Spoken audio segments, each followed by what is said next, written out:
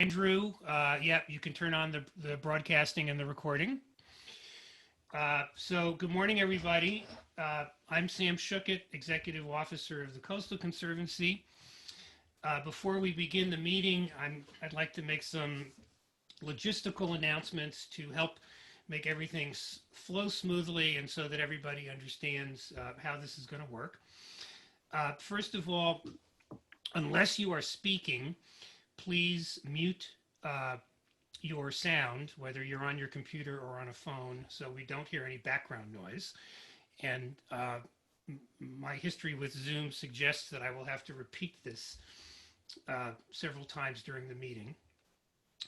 Board members, oversight members like Samantha and myself, and Conservancy staff are logged into Zoom as panelists, which means that unless they mute their own microphones, we can hear them. Conservancy staff who have joined as panelists should also have their video off during the meeting until it's time for them to speak. This is to reduce distractions.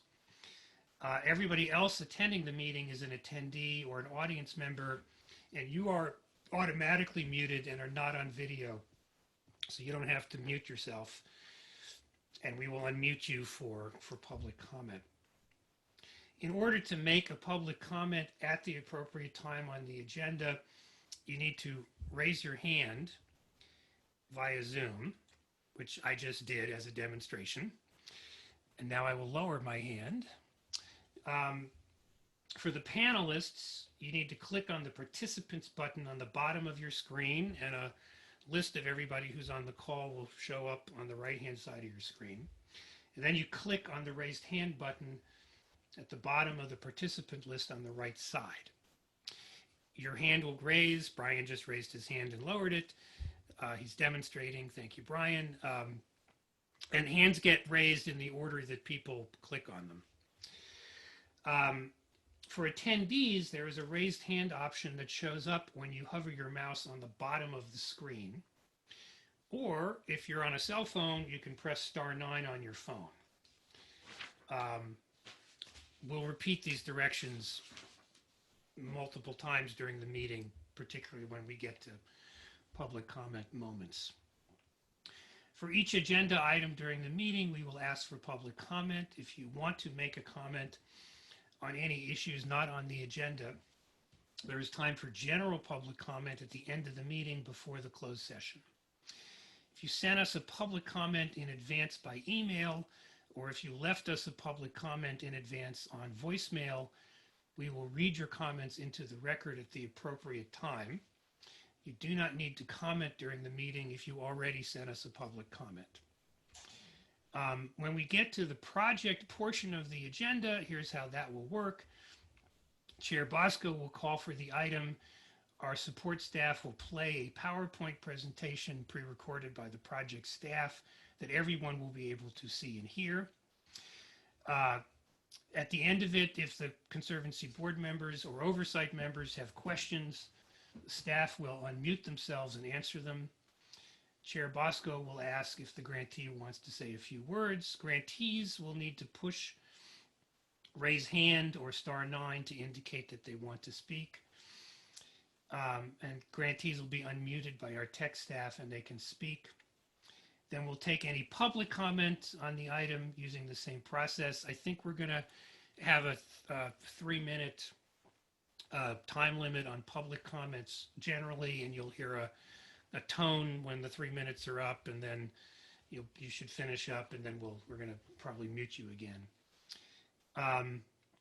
Then we will read into the record any public comment we received prior to the meeting via email or voicemail. Then the board will discuss the item, and then they'll vote. Because this is a teleconference, all votes will be roll call votes. Our board clerk, Annalika White, has returned from leave, and she will be conducting many roll call votes today. We are delighted to have Ann back with us, as it took 4 people to fill it, to do her job as effectively as she does. Andrew Ayung will be playing the presentations. Chris Crosley will be tracking raised hands and unmuting people who would like to speak. Taylor Samuelson will be reading any public comments received in advance of the meeting. And thank you to Ann, Chris, Andrew, and Taylor, and to all the staff who are keeping the agency and the board meetings running during these difficult times. So, Ann, would you call the roll, please? Yes, sir. Good morning, everyone. All right. Ms. Nodoff? Here. Mr. Padilla? Here. Mr. Cash? Here. Ms. Gutierrez Gordines? Here. Ms. Miller? Mr. Arlito? Here, yes. Chair Bosco? Here. We have a quorum. Thank you, Ann. So, Doug, we're ready to go. Well, thank you very much, Sam and Ann. And I also want to accentuate how happy we are to have you back in. And my name is Doug Bosco, and I chair the Conservancy. And I'd like to take a moment to introduce all of our panel members that are here today. First is Annie Nodoff. Annie's one of the longstanding members of the Conservancy, and she was appointed by the State Senate. Next is Steve Padilla. Steve is chair of the State Coastal Commission, and for that reason, he's on our board as well. Next, Brian Cash. Brian represents the Resources Agency, and Wade Crowfoot is the agency head there. Next is Marcela Gutierrez Grodin, and Marcela is appointed by the State Assembly. And then we have, last but not least, Mr. Joseph Alioto, who was appointed by the governor. Gail Miller from the Department of Finance will not be here today due to conflicts. I can only imagine all the work that they're going through right now in Sacramento. I think we also have three oversight members with us. Senator Moyning, I see you, and thank you for joining us. We always appreciate having you with us. I don't know if Senator Allen is with us, but if not, he's certainly welcome. And then Samantha Amana, who is with Assemblywoman Lamont staff. Oh, he has on a baseball shirt. We have someone else with us too. Good. All right. The first Sorry. That was Ben Allen. My baby just spoke up. Sorry, everybody. Oh, well, that's all right. Babies are welcome too. You know, a lot of the work we do is for them, so they can pipe up when they want to. Absolutely. I must say, I'm glad I'm not raising children anymore. I really feel sorry for the parents that have to homeschool. They are the true heroes of our time, I think. It's hard enough understanding the subject matter, much less doing it online, I think. All right, let's call the roll for the approval of the minutes. First of all, does anyone want anything removed from or changed or edited on the minutes of our last meeting in June? If not, Ann, will you please call the roll? Yes. Ms. Nodoff? Aye. Mr. Padilla? Aye. Mr. Cash? Aye. Ms. Gutierrez? Aye. Mr. Arlito? Aye. Chair Bosco? Aye. This motion passed. The minutes is approved. Thank you. Next are the consent items. These are generally items of less than $250,000 or matters that we've already approved and make adjustments with. Does anyone have any items they'd like removed from the consent calendar? Does anyone in the public want to comment on any item on the consent calendar? If not, Doug, we have a bunch of public comments on consent. Oh, we do? Okay. Good. Should we start with that, Chris? Yes. So I think first up Anna Christensen. Right now it's Trinidad Coastal Land Trust. Oh, okay, there we go. Ooh. Trinidad Coastal Land Trust. Go ahead. Ooh, my apologies. This is actually Carol Vandermeer, and I signed in with a different ID and couldn't change that. I am representing the Friends of the Dunes, who'd be the grant recipient, and I just wanted to say a couple comments about it and express my appreciation for the Coastal Conservancy and helping support this important project of conserving the Samoa dunes and wetlands. I also wanted to thank the many different partners. I think in your packets you've seen we have a long list of supporters from the Bureau of Land Management. Oh, is there a question there? Sorry to interrupt, Chair Bosco and members. Right now, we have the whole consent calendar in front of us. And so if we're going to take public comment, it really should be focused on whether an item should be taken off the consent calendar. And then if an item is removed, then we can have a hearing and take public comments on that item.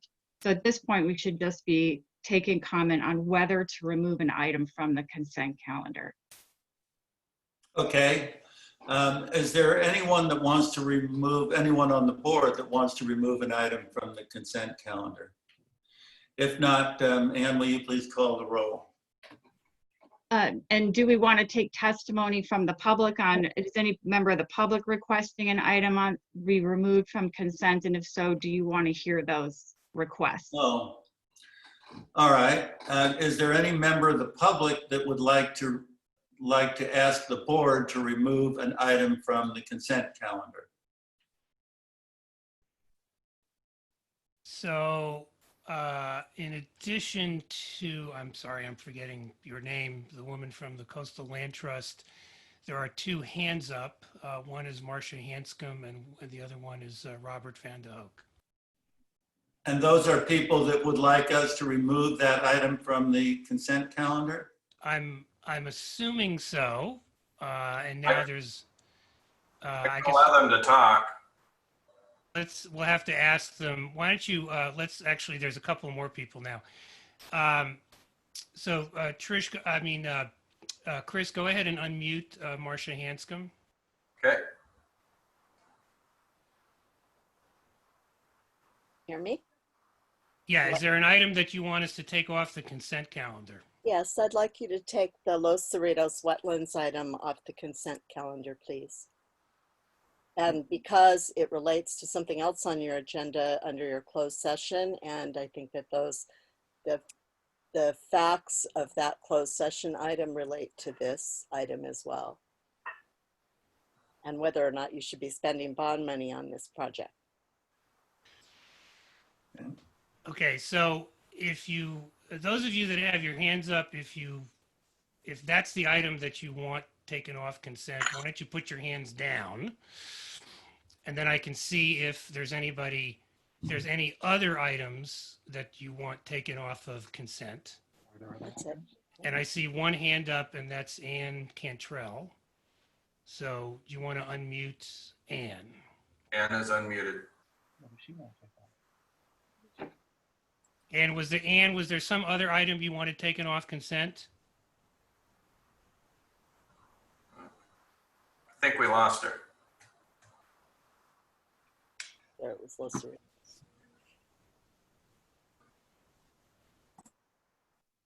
Okay, so it sounds like it's just that item.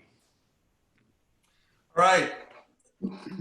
Is there any member of the board that would like to remove an item from the consent calendar? Mr. Chairman. Hearing none, Anne, will you call the roll on the consent calendar, please? But Doug, Steve There raised was his a hand. comment. Mr. Oh, Chairman. I'm sorry, Steve.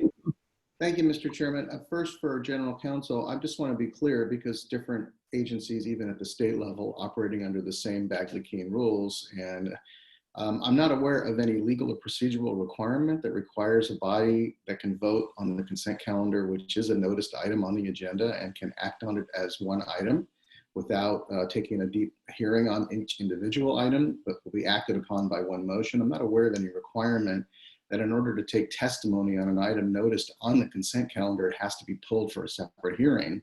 So I'd appreciate clarifying that. If I need to pull the item, I'm happy to do so just so we can take public testimony on it. I think they have a right to be heard.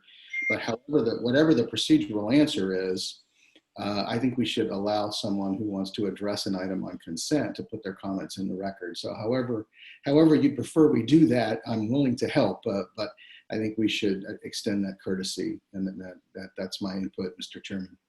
I second that. Well, I think in deference to our legal counsel's advice, why don't I suggest that you remove the item in question from the consent calendar, and then we'll take testimony on it. Thank you, Mr. Chairman. I'll pull it. All right, so that was item, what item was that? Item D, Item D. 3D. 3D. All right. We'll remove item 3D from the consent calendar.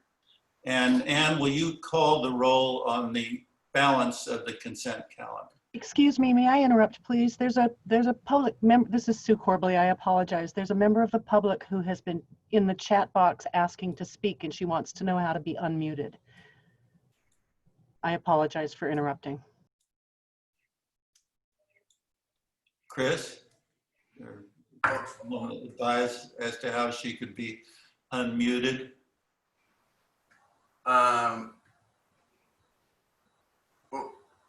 Hold on one second. What was that? It's It Anna. cut out for a second. What was her name? It's Anna. Yeah, so Anna, you need to raise your hand, and then we can unmute you, and you need to tell us what item it is that you want to speak to.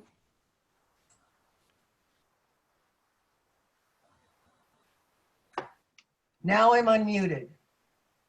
Yes, Right? now you are unmuted. Okay, I just want to make a quick comment. First of all, Mr. Padilla, I really appreciate your concern that the public have a right to comment, and everyone for agreeing that item 3D should be removed. We were told by Taylor Samuelson, we inquired as to whether we would be allowed to comment on consent items, and we were told that we would be. So I'm very grateful that we will now, apparently, according to council, that is not the case, but now at least we will be able to comment on this item. May I ask if it will then be discussed today, since it's been removed from the consent? Well, I don't mean to interrupt you, but this is done. the procedure. We will now vote on the consent calendar minus item 3D. Once that vote is taken, we will have a discussion on item 3D, during which time anyone that wishes to comment on that item may comment. All right? Thank you so much. Anna, will you please call the roll on the consent calendar? Yes, I am calling the roll on consent item 3 minus 3D. So Ms. Nodoff. Aye. Frightening. Anna, can you please mute? Oh, so I'm so sorry. You're okay. Thank you. Mr. Padilla. Aye. Mr. Cash. Aye. Ms. Gutierrez. Sots Gutierrez Garland. Aye. Garden, sorry. Mr. Alito. Aye. Chair Bosco. Aye. And we have motion passed for the consent item. Okay, then we'll now take up item 3D. Mr. Padilla, did you want to say anything on that before we take public comment? Or? Mr. Chairman, I'd be happy to hear public comment. Okay. All right, so now we're in public comment on item 3D, and we're happy to hear from anyone that wants to address the board on that. And so just as a reminder, if you want to give public comment on this item, you either have to raise your hand in Zoom or you have to hit *9 on your phone. The hands will go up in order. The first one that I see that is up is Robert Vanderhoek. So Chris, you can unmute Robert. And I had a question on process. Are we going to hear from staff as well now that it's been removed? If you'd like to, Joel can make a quick presentation on it. Since it was on consent, we weren't planning on making a presentation, but he can do that. I would be happy to make a presentation on the item. Go ahead. Okay. This morning, staff is recommending that the Conservancy authorize the disbursement of up to $250,000 to the Los Cerritos Wetlands Authority to prepare plans, CEQA documentation, and permit applications for wetland restoration and public access facilities in the southern 100-acre area of the Los Cerritos wetlands. I'm going to share my screen if that's okay. Okay, yeah, it looks like Chris and Andrew are helping me out with that. Could you go to Exhibit 1, the project location map, please?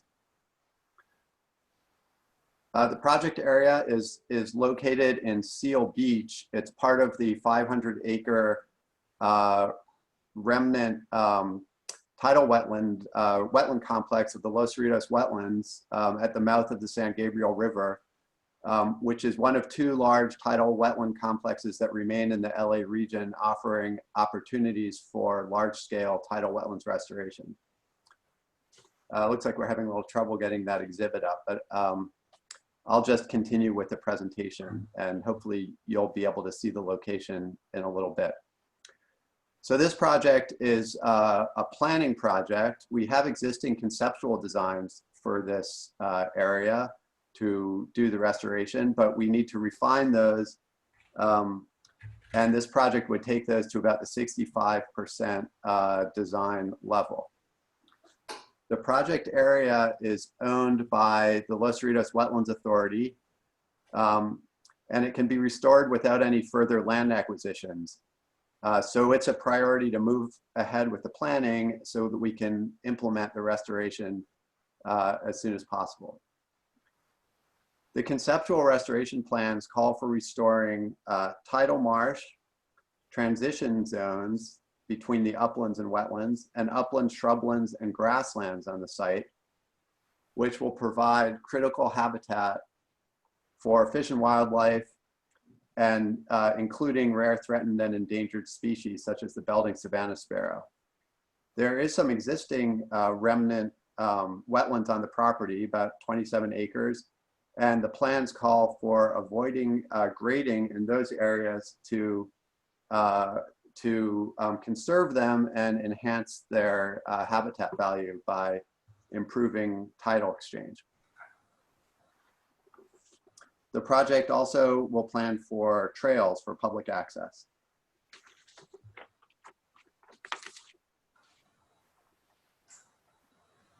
The designs, as I mentioned, will build off of existing conceptual designs and hydrologic modeling that was developed for a programmatic environmental impact report that has been prepared for restoration of the entire 500-acre Los Cerritos wetlands complex. That PEIR, which is being prepared by the Los Cerritos Wetlands Authority, is currently in draft. It was released in May, and the final PEIR is expected to be completed and considered for certification by the LCWA at their meeting at the end of September, September 24th. The restoration design work under this grant would include conducting a biological resources study, cultural resources study, hazardous materials study, and a wetland delineation. The analysis in the PEIR was based on existing data, but we need these project-specific, site-specific, more detailed studies. The project would also help fund CEQA compliance. As I mentioned, there is this PEIR, but for this project, we would also complete an initial study to determine if the project as designed would have impacts not considered in the PEIR, or whether the additional information from those studies that I just mentioned would require additional mitigation measures to reduce potential impacts to a less than significant level. If that is the case, then an additional CEQA document will be prepared, such as a focused EIR, supplemental EIR, or other type of document. The grant also would cover preparing permit applications and conducting public and stakeholder outreach, as well as technical advisory committee meetings. The design will account for 6 feet or more of sea level rise, and this site is particularly suited to do that because of the elevation of the site. The design, conceptual design, calls for a substantial amount of medium and high elevation tidal marsh, which will be much more resilient to sea level rise than low elevation tidal marsh.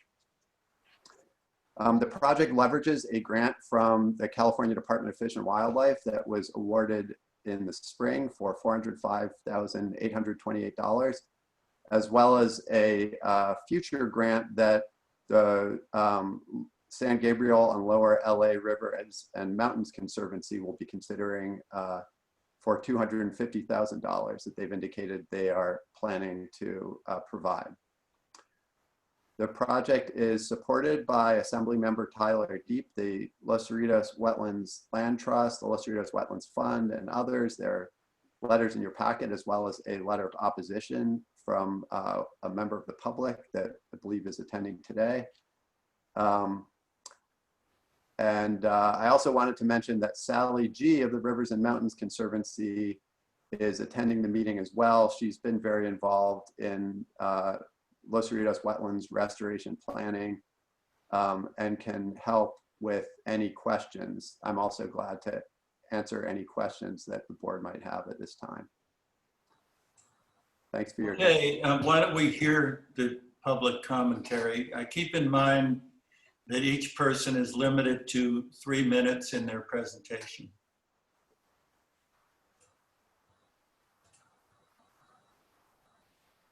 Am I unmuted? I touched the button. My name is Robert Vandehoek. Go ahead. Thank you. My name is Robert Vandehoek, and I'm a scientist. Pedigreed, you might say, in the federal government, state government, wildlife, biology, hydrology, geography, botany. First, I urge you a no vote on this because I do not believe you have sufficient information in which to move forward, which would mean you should be thinking about abstaining or postponing 3D so that you can learn more information. Several of you are maybe new to the Conservancy with the new governor being appointed and have different levels of understanding of the laws and wetlands and all that. And now some science to prove that. I was invited to secret meetings by the oil corporation that owns much of the Cerritos wetlands still in private property. And they're one of the entities that want to remove the levees and let the area be flooded with more seawater. As a scientist, I was asked to come on board with my environmental group that I was associated with, Biona Institute, just to the north of Cerritos wetlands, where we have similar things going on with levees being discussed to be removed. Any removal of levees is going to actually let in more sea level, and when climate change and sea level rise, there will be more flooding. This is all new information to you, and you haven't yet, you're public officials and public members, but you're not scientists. You need a lot more time to understand the issue, approving money to do these studies, and these studies are going to be slanted towards approval. It's almost, you are giving a kind of a green light to moving forward on this project. An example is that when they say that high and medium marsh, for example, is going to be more resilient to climate change, a high marsh and a middle marsh and a low marsh is only an inch or two in difference in elevation when you have level terrain. Therefore, if you have climate change with sea level rising 1 foot, that will inundate your higher marsh and mid marsh. And if you don't have the levees there, the levees are becoming your anchor now, your guard against sea level rise, to keep them intact and not let them have openings punched into them or removed in any way. In fact, you need to consider raising those levees. And these wetlands were not traditionally flooded anyways by seawater. They're mostly freshwater and drier type wetlands to begin with. And you need to save these levees. They also provide health and safety issues. Removing any levees and removing infrastructure leads in the future to possibly flooding streets, roads, and homes nearby that are only within a foot or two of elevation change of this whole area. Thank you. Thank you. Next.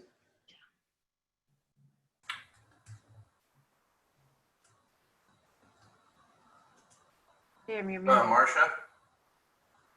Hi. Marcia Hanscom. I'm an elected leader with the Sierra Club Angeles Chapter Executive Committee. Our organization is completely opposed to this project at Los Cerritos moving forward. And one of our biggest concerns is that, as you know, we are in a climate emergency.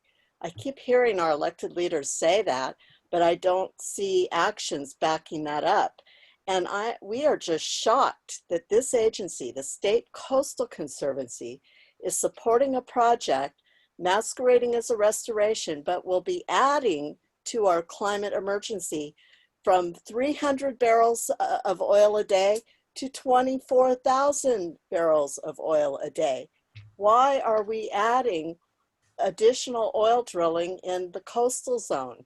That makes no sense. And given what we have learned already through the lawsuit research for the Ballona wetlands item in your closed session agenda, it does not seem prudent for you to be approving any more funding for these projects that are likely not in compliance with the language of the bond measures that the Coastal Conservancy is required to comply with. So we urge you to oppose this. There have been many piecemeal funding sources for Ballona that I see happening now for Los Cerritos. And it's just, this is not protection of our coastal resources, which I believe is your mandate. Thank you. Thank you. And next speaker. Next up is Ann Cantrell. Go ahead, Ann. Yes, thank you. I'm speaking for the Sierra Club Los Cerritos Wetlands Task Force.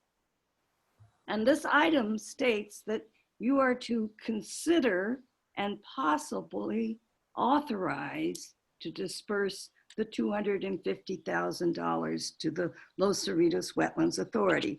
I do not understand why it was on the consent calendar if it sounds like you were supposed to have some discussion on this. And I thank Mr. Padilla for pulling this so that there can be some discussion.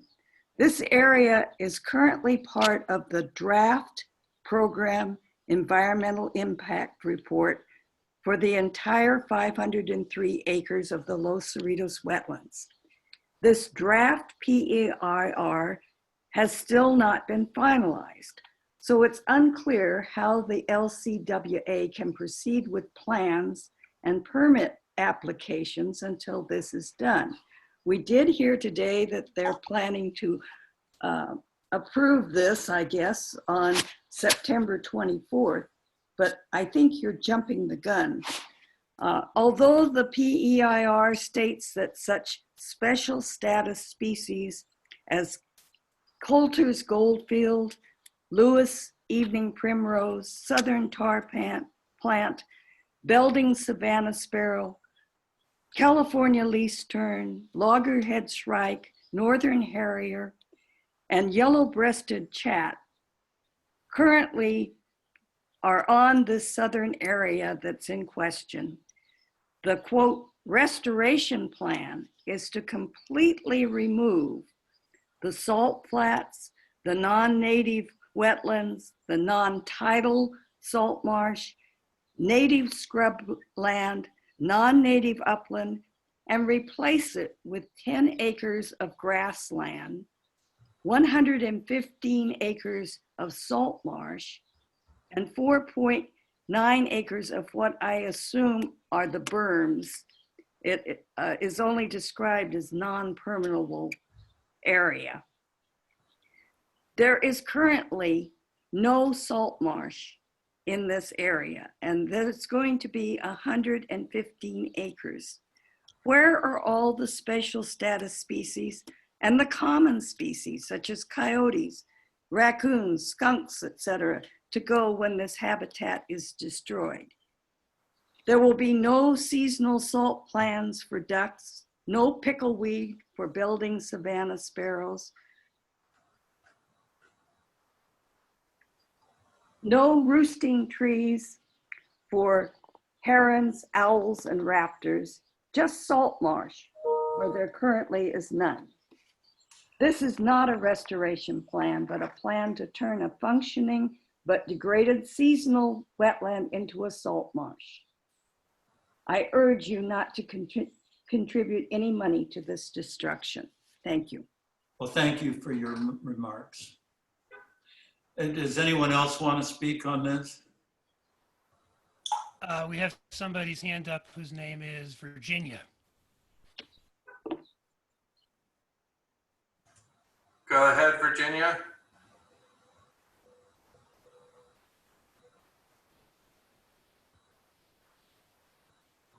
Virginia, you out there? Mute. There. Can you hear me? Mm-hmm. Okay. Yes. My name's Virginia Bickford, and I'm also with the Sierra Club. We maintain that it's definitely premature to disperse $250,000 in taxpayer money for development of a construction plan and studies for a section of the wetlands before the PEIR, which is under consideration and concerns this area, is complete, much less reviewed, commented on, and through the approval cycle. A lot of money's already been spent to develop and revise the 2015 plans for the wetlands, and likely more revisions will be required as issues emerge. Restoration implies cleanup and renewal. The proposed project requires removal of almost all of the current wildlife habitat and ecosystem, and total replacement with meadows and berms to protect oil operations. If the PEIR is approved, a focused EIR for this project must be required. Staff asserts that this in their report asserts that this project's been coordinated with the public. This is not totally the case. I attended 2 meetings and a Seal Beach City Council briefing in 2018. The removal and replacement project with berms as proposed now was not even thought of at that time. I also attended a Zoom meeting on the PEIR this spring, which was poorly attended, and none of the objections and concerns raised about this project by us and tribal leaders have been addressed to date. This is surely not the time to disperse public funds for an unapproved and truly radical project. Thank you. Thank you. There's someone, it's kind of an acronym, MICHE 13, I think is next to speak. Go ahead. Good morning, everyone. My name is Michelle Castillo, and I am an Ahashimen woman. We are the original people of Orange County and also Puvunga. I am also a member of the Friends of Puvunga. And for those of you who do not know, Los Cerritos wetlands is actually part of the sacred site of Puvunga. And so we've opposed this since the very beginning, and we've been very vocal about it. So, and I am not speaking for the entire tribe. I am not speaking for any tribe. I'm speaking for myself. I'm speaking for Friends of Puvunga, and I'm also speaking for the community who is opposed. This isn't a restoration project. We're not dumb. This is not a restoration project.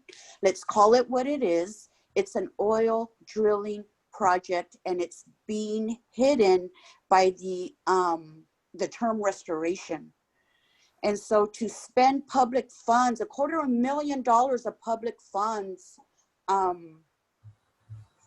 I think it's not protecting the coast. It's not protecting the wetlands. It's not protecting the community. It's going against everything we should be doing right now. And so I really, really hope you guys reconsider this. And unfortunately, you have all the videos turned off, so you can't see the people who are opposing this. But I do see the people who are representing.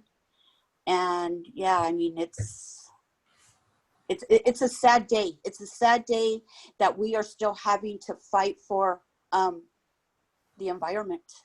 That's all I wanted to say. Thank you. Thank you. I think we have Malila Hollow. Go ahead. Hi, can you hear me? Yes. Hi, thank you for letting me speak today. My name is Malila and I'm a resident of Long Beach. I'm also a tribal member of the Fort Peck, Assiniboine, and Sioux Nations, but I've lived here in Long Beach for 8 years now. And I've become friends with the Indigenous community here. And I just also wanted to offer my opposition to this project because, not only because of the endangerment of the sacred area of Pavangna, the tribal sacred areas, but also the ceremonial and medicinal natural plants that exist in this area. Putting a man-made project into a natural ecosystem here severely endangers the natural balance that already exists here. And I just wanted to offer my continued support of tribal consultation through a project like this. And so far, I'm glad to be hearing other members speaking up for the continued need for tribal consultation with a project that directly interacts with a sacred site such as Pavangna here, and the Los Cerritos wetlands is a part of this area. I think that this needs to be a priority here of continuing to consult with the tribes because of the sacred and cultural importance that this area means to the Indigenous community here. That's all I wanted to say. Thank you. Thank you. The next comment that I see is Tehesha K. Christensen.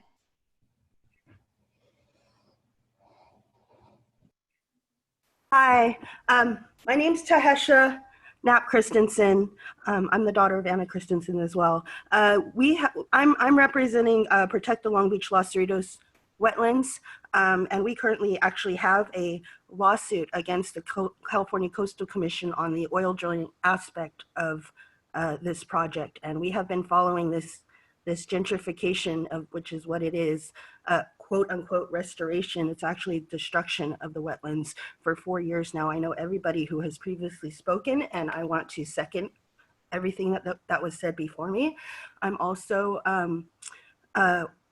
part of the Friends of Pavona community, which we are, is our sacred, it's our sacred community. And I just want to, I feel like the gentrification of the wetlands is because there's going to be a whole wall of buildings that's going to be put up, and you're flooding it to make it prettier for the human habitat, but you're not considering, the endangered species that are living there now.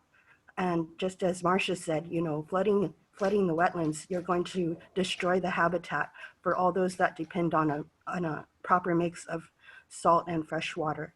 And you're going to be bulldozing the wetlands to deepen the channels, which again, with the climate change, creating flooding. We already have issues of flooding in our community with the houses being flooded. That's going to make it worse. And, stop giving money to oil interests. Stop destroying our sacred sites. Stop colonizing our wetlands. Leave it alone. It doesn't need to be messed with. Otherwise, just clean it up. Tell the oil company to clean it up. Don't give them money. I oppose. Okay, thank you. John, no last name. Pronouns are he and him. Go ahead, John. Yes, I forgot to put my last name, but my last name is Flores, John Flores here speaking. And thank you for letting me to speak, committee members and everyone that's on the Zoom call. Really appreciate everyone opposing the bulldozing of the wetlands. I am a Los Angeles native, call this place my home for 30 years now, born and raised. And this reminds me a lot of the project that we have going on in the Tongva area, where there seems to be some overlapping issues here with concerns of wildlife and also desecrating sacred and ceremonial indigenous lands. So ask all the committee members to strongly oppose the destruction of the wetlands there in Los Cerritos, and also to consider the desecration of the sacred sites and ceremonial sites of the indigenous tribes that call that place, close to their home. And if you were to go through with approving any of the project funds, just know that this is a disguise of restoration, but it's actually, as other tribal members have said it, I will say it. It will be. It's a form of racial racism, and it's also a environmental racism if you were to go through with this to approve any funds. So I strongly oppose the destruction of the wetlands in Los Cerritos, and I encourage you to do the same. Thank you. Thank you. Okay, are there any other people that haven't spoken on this item who want to speak? Raise your hand or hit *9. I'm not seeing any. I'm There's looking. Anna, I think Anna Christensen is still waiting, Sam. Sorry, I didn't see that, but go ahead. Thank you. I'm sorry. There's something wrong. My hand is just not turning green. Your staff member referred to an individual sent a letter. That was the Sierra Club. The Sierra Club, the largest environmental organization in the United States, sent a letter opposing the spending of $250,000 through our Los Cerritos Wetlands Task Force. Just wanted to make that point. All right. We believe that you should have received a very lengthy written comment and attachments, but now are not sure. So that's a reason to postpone any vote on this item. We did try to provide you with a lot of background information. What you're hearing right now from supporters of the wetlands may be somewhat confusing, as it involves the massive plan of the Los Cerritos Wetlands Authority to erase and replace the wetlands with the help of Synergy Oil Company's project. So while what you're looking at today is a little piece of that puzzle, it is impossible to take this piece and see it alone, because it is part of the idea of building gigantic berms surrounding the wetlands, on the wetlands, creating flood control basins for the San Gabriel River during storms that will wash into and sit with effluents of all sorts, including plastic pollution and human feces in our wetlands as the barriers to the LA River Channel are removed. That's another piece of this puzzle. What you're looking at today is the southern section. This southern section will build a wall between Hellman's oil operations, the project you are funding right now. We'll build a wall between Hellman oil operations and the wetlands to be flooded and erased, including the photograph of a salt marsh included in this packet. These historic ancient salt marshes are very significant to tribal peoples, and there will be no salt marsh habitat left. They're very rare, and they are even more endangered than salt marsh habitat.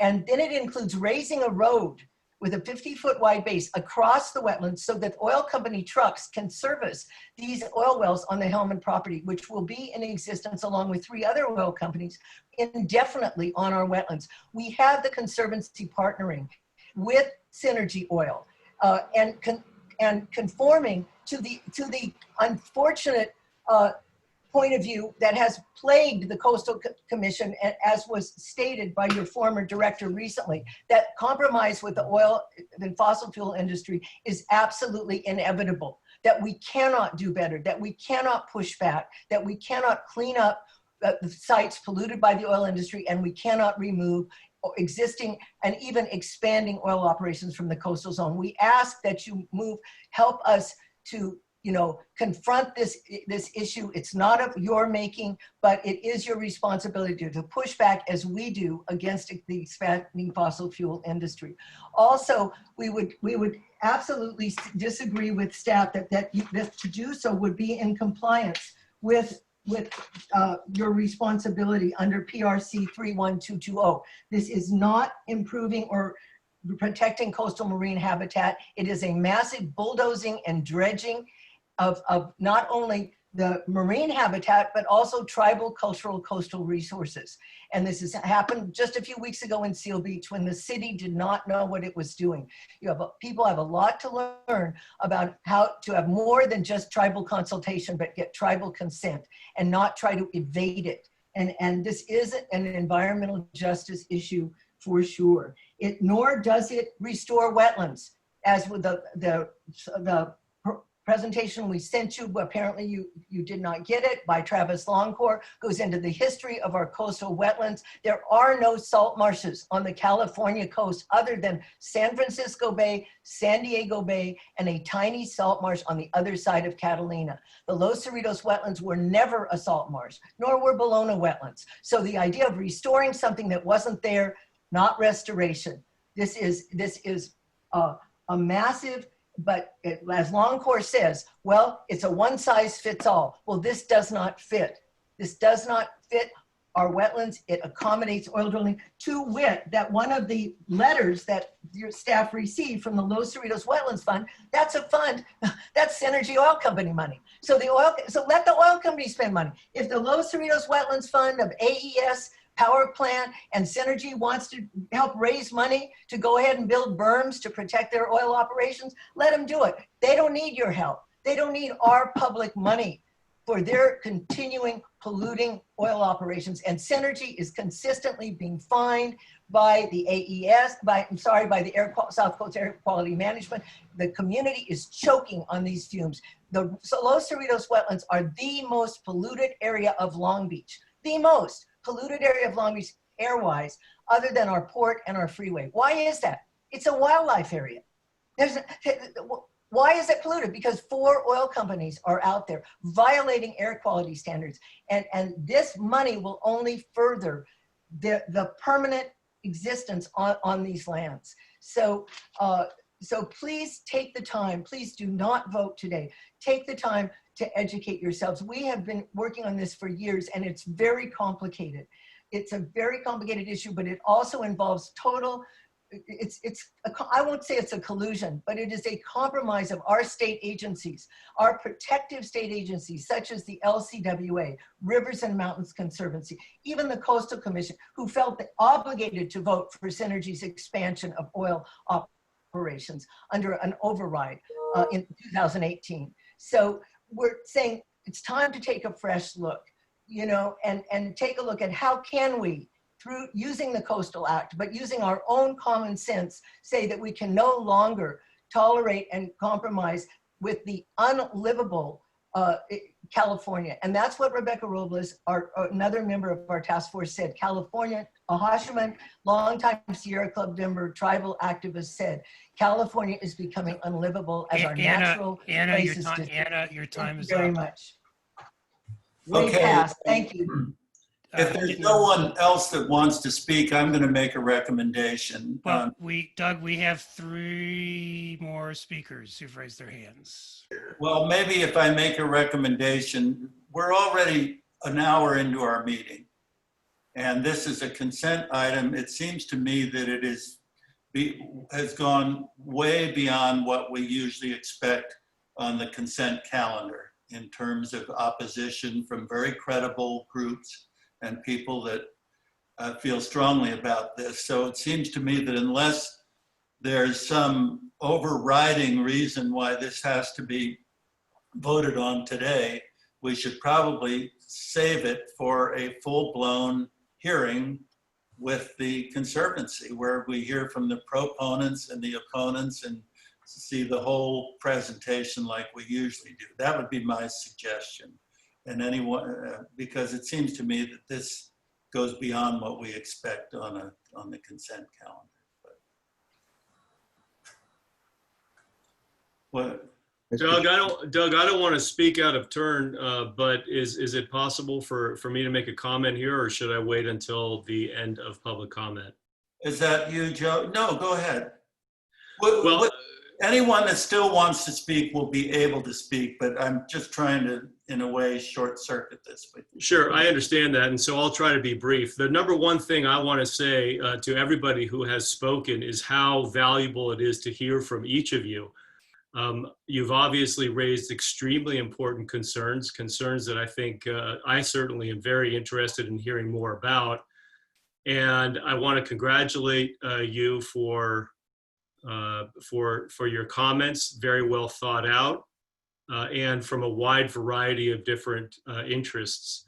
So, you know, my thought, I know that there was some concerns on the chat screen about whether or not, and some dismay about not having your video shown while you were making your comments, but I want you all, each of you, to know that your voices have definitely been heard. So I will be in agreement with the chairman about certainly postponing some kind of vote until we can gather more information about this. Okay, thank you, Joe. Having said what we just said, are there any other speakers that still feel like they need to say something? There's Lisa Levinson and then Molly Marie Bassler. Okay. Go ahead, Lisa.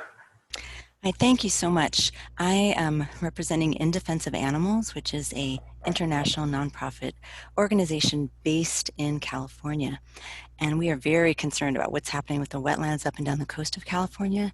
So we just want to go on record to oppose the Los Cerritos project, the restoration, so-called restoration.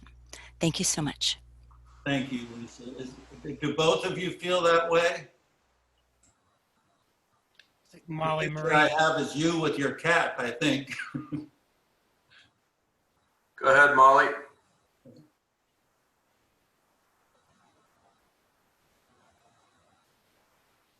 Hello? Yes, hi. Can you hear me? Yes. Okay, yeah, I'll be brief. I'm sorry. And I appreciate that you are going to postpone the vote. But I just wanted to go on record also. My name is Molly Bassler. I'm a climate reality leader trained by Al Gore. And we actually, the Climate Reality Project, formed a group, a committee called the Wetlands Protection, just focusing on protecting the wetlands in Los Angeles, particularly Los Cerritos and Bayona. So we want to save the wetlands, and ultimately when we save a wetland, we save the planet. We do not want to contribute to any more carbon in our atmosphere and the climate emergency. Thank you. Thank you. Sarah Siegel.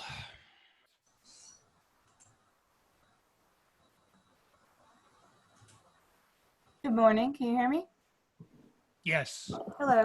I just wanted to let you know I plan on speaking on agenda item number 15A on Bayona, and I will be making sure that everybody knows that the Friends of Bayona are no friends. We are going to be making sure that they know that the Friends are no friends, that they are going to destroy what we know as Los Angeles, where I live. And I definitely don't want that to happen, as I will be driving, as I do every day, next to Bayona, where I walk dogs. And I've told a lot of my friends and neighbors that live over there, and none of them knew about this plan.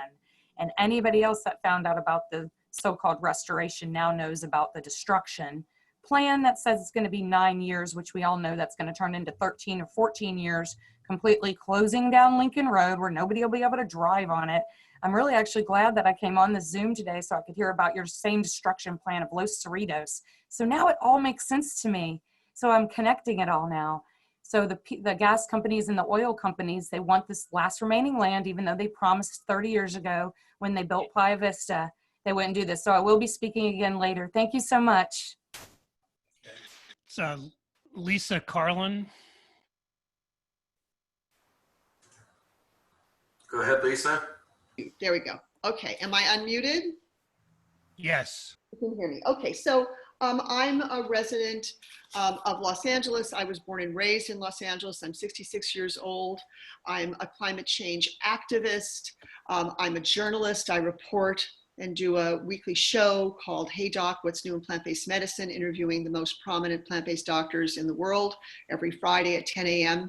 The Ballona wetlands is of serious concern to me because there are 1,700 or more than 1,700 distinct species who call this area their home, and the idea that it's going to be restored is going to require destroying it in order to do this so-called restoration. What I wanted to speak about is I fully support the lawsuit that has been filed. I am a plaintiff in that lawsuit, and I want to know that I want to be assured that no further bond money will be spent on this project until a forensic audit is completed, so that the public can know precisely where every dollar is being spent. Every dollar of the 12 million that's been allocated to this project.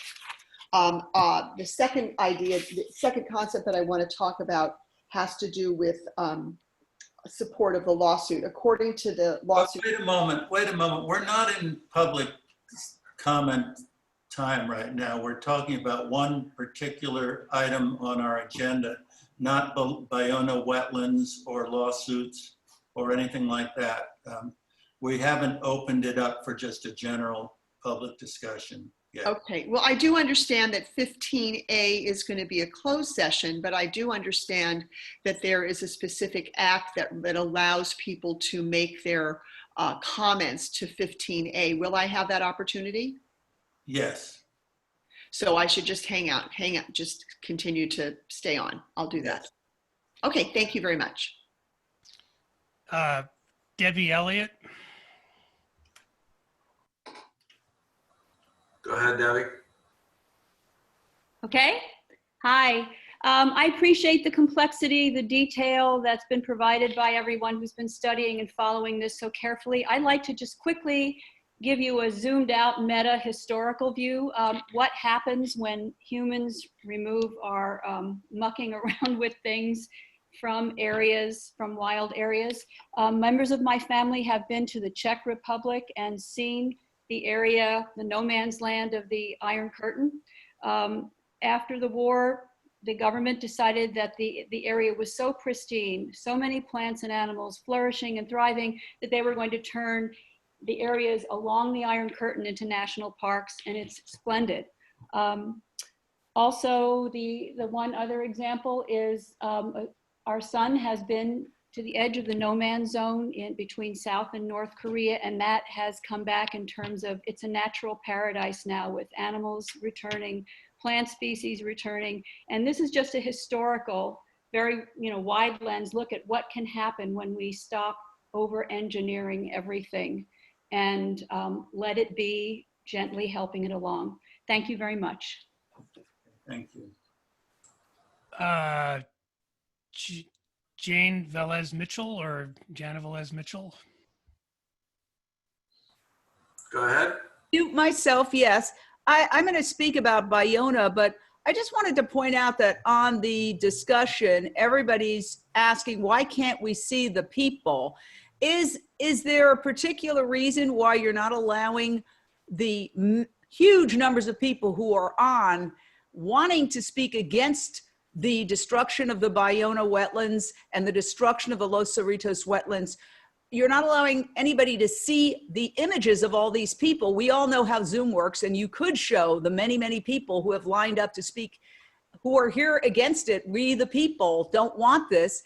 I'm just curious, why are you preventing the imagery of the people from being on?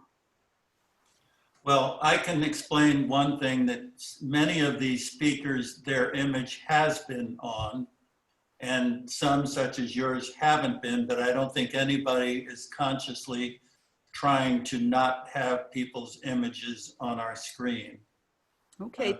Some of this probably just has to do with technology and. Yeah, well, we all know how Zoom works, but thank you, sir. I appreciate you explaining. Okay. Thank Now, you. I believe we're straying quite far from our agenda item here. So I'm going to use my prerogative as chair to recommend that we put this item over until such time as we can have a full Conservancy hearing about it. Mr. And, Chairman. unless there's an objection from anyone on the board, I think that'll be the order of the day. A second. Yep. Okay. Let's go ahead with our executive officers report. Sam? Thank you, Chairman Bosco. I just wanted to check in quickly with council. Did they need to do a motion and a second and a vote for that, or is it sufficient just to do it the way that they just did it? I think if it's unanimous and nobody wants to have a roll call vote, then that is fine to just go ahead and postpone. Okay. Okay, so item 3D is postponed. So thank you, Chair and members. We have an unusually long executive officer report today with 2 action items. But before we dive in, I wanted to introduce 2 new staff members to you, and they should turn their cameras on now. This is their cue. So Erica Johnson is a new project analyst in the Bay program, as you may know. So there she is on your Hollywood Squares. Kelly Malinowski took a new job at the Air Board, and Erica is filling her position. And Erica's actually been with us, I think, for a month or 2, but not, not since the previous board meeting. So welcome, Erica. And Virgilio Kawase is also a new project analyst in the Bay program. He is filling the position that Anna Schneider had. Anna recently retired. Virgilio, you should turn on your camera somewhere so we can all see you and say hi. Oh, I'm seeing it now. Nope, you're still, we can hear you, but we can't see you. Oh, there you go. Right, so Virgilio's got the bookshelf behind him. So hi, Virgilio. Welcome. Thank you. Happy to be here. I also wanted to introduce Megan Martinez. She is our new 2-year NOAA Coastal Fellow. And she recently moved here from Texas. This is the first year that we've had NOAA 2-year NOAA Coastal Fellows. Of course, to get Megan, we did a huge pitch about how great California is and how much fabulous travel Megan would be able to do, and all the trips she'll be able to take to Southern California, none of which she's, of course, able to do right now. But welcome, Megan. We're also going to be having a new AmeriCorps Civic Spark Fellow he started this week, Julian Nesbitt. He's in an orientation today, so you'll meet him at the next board meeting.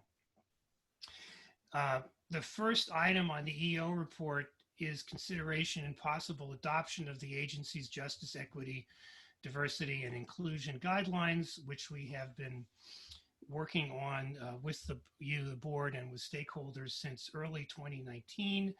And I'm going to turn it over to 3 members of our JEDI committee to present the work: Hillary Waleka, Julia Elkin, and Linda Tong. Andrew, could you play their presentation for item 4A? Chair Bosco, members of the board, we are here to recommend to you the adoption of the Justice, Equity, Diversity, and Inclusion Guidelines for the Conservancy, also referred to as our JEDI guidelines, which are provided as Exhibit A in the staff report. These guidelines provide both a commitment and framework for how the Conservancy will prioritize addressing inequities and barriers and increasing diversity and inclusion in our work. California's sunny beaches, coastal rivers, bays, and estuaries, towering redwoods, dramatic coastlines, and urban green spaces are, as we know, what makes California so special. I think it's safe to say we all work here today because it means something to us. We find it important to protect and restore these places, and as public servants, we want to ensure everyone can access that. But we also know that not all Californians have equal access to the benefits that our coastal resources provide. Many people face barriers to get to the coast or feel unwelcome or unsafe once there. Many urban communities lack green spaces and don't have access to the mental and physical health benefits open spaces provide, which has been especially apparent by the current pandemic. Inequities also exist for who bears the burden of our society's environmental degradation and pollution. And inequities exist in how different communities are and will be impacted from the effects of climate change, such as extreme heat, wildfires, storms, and sea level rise. We also recognize the injustices the California Native peoples, the original stewards of this land, have experienced and continue to experience. So we know there's a long way still to go and work to do. These JEDI guidelines lay out how we will transform our practices so that our work reflects and is accessed by the diversity and strength of all Californians. As these guidelines have been a collaborative effort among our staff to develop, you'll hear from 3 of us today from our different regional programs. I will briefly share how the guidelines have been developed. Linda Tong will share highlights of what the guidelines include. And finally, Julia Elkin will share how the guidelines translate to Conservancy actions. So our process to develop the JEDI guidelines began in early 2019, and over the course of the past year and a half, we worked to get input from stakeholders, experts, and community members. We started off with an online survey that helped us to create a straw person or a very rough draft. We then held 5 focus groups across the state. We had one-on-one interviews with stakeholders. We hosted a workshop with our board and community members, which this photo is from, and finally held a comment period on the draft guidelines. Through this iterative process, Linda will now share with you what the guidelines include. Our guidelines are split into 6 different themes. Our first theme is partnerships, and it states our commitment to building relationships with community-based organizations, working with these organizations to co-vision projects, and providing them the technical assistance needed to apply for Coastal Conservancy grants. These partnership approaches really resonated with many of the community representatives we heard from. For example, Central Coast Alliance United for a Sustainable Economy, CAUSE, shared that our ongoing partnership with them made a significant difference in being able to engage South Oxnard residents in planning the Ormond Beach wetlands restoration. CAUSE was able to meet the community where they were with personal face-to-face interactions. Centering CAUSE and their community's visions, rather than our own project preferences, was really critical to the success of this partnership. Our second theme, funding programs, includes guidelines such as developing our grant programs with input from communities, funding environmental education and workforce development, and reducing administrative barriers related to our grant funding. Our third theme is meaningful community engagement, and it focuses on ensuring that communities have decision-making power in projects and that the Conservancy invests in community expertise. Our fourth theme is working with California's tribes, and that includes our goal to uplift Indigenous voices and leadership in programs we fund, and to assist tribes in regaining access to their ancestral lands along the coast. Our fifth theme is Conservancy staff and board, and that includes striving for a staff and board that reflects California's diversity and hosting trainings and ongoing conversations about equity and environmental justice as an agency. Our last theme, accountability and transparency, includes recognizing the need to have clearly communicated metrics for evaluating the impacts of our JEDI efforts. So what do these guidelines look like in action? Exhibit 2, the Conservancy JEDI Guidelines in Action document, highlights just some of the ongoing actions Conservancy staff have undertaken, as well as potential future actions to implement these JEDI guidelines. This list is provided as a reference. It is not exhaustive and will continue to evolve over time. I'd like to highlight just a few of these actions. Over the past year, Coastal Conservancy hosted 6 open access webinars about equity-related issues.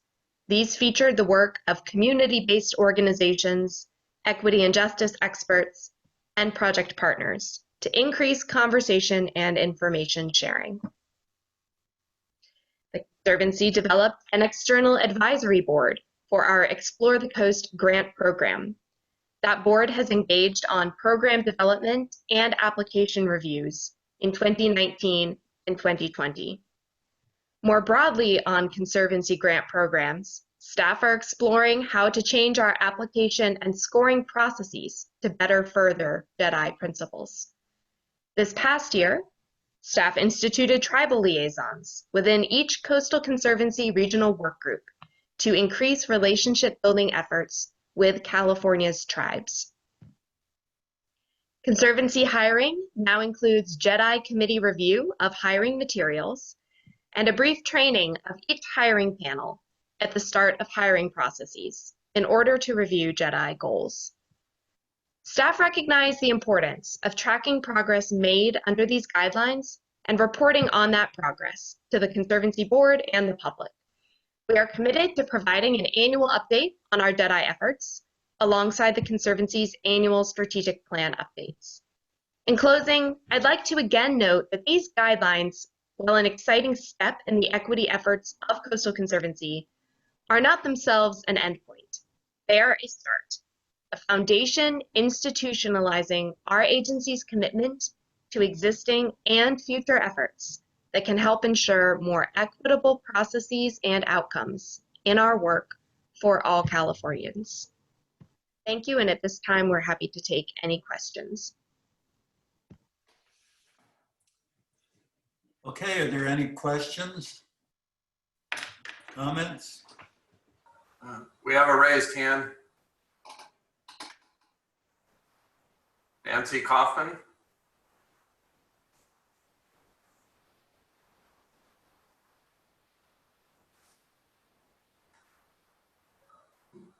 I'm referring to questions or comments from the board, not from the public at this point. Sorry. I was gonna, this is Annie, just say that I think you've come a long way, and that it's, good to see how this is incorporated. And I think the progress made already with the public workshops and webinars is very encouraging.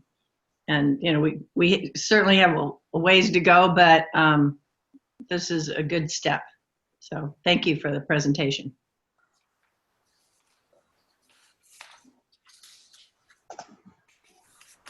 Mr. Chairman? Yes. I do have comment brief, but I'll reserve it until after we hear any public comments on the item. All right. Mr. Chair, this is Brian Cash. Go ahead, Brian. Yeah, I just wanted to thank staff for all their work on this. I participated in the workshops on this, and it was a great program. Great to hear everybody's opinion, and appreciate all their work in putting this together. And when the time is right, I'd like to move approval. All right. I want to thank the staff profusely for all this work and all the outreach, and I'm very excited because I feel that we're definitely heading in the right direction. Like others said, there's a lot of work to be done still, but I feel like we're very much headed in the right way.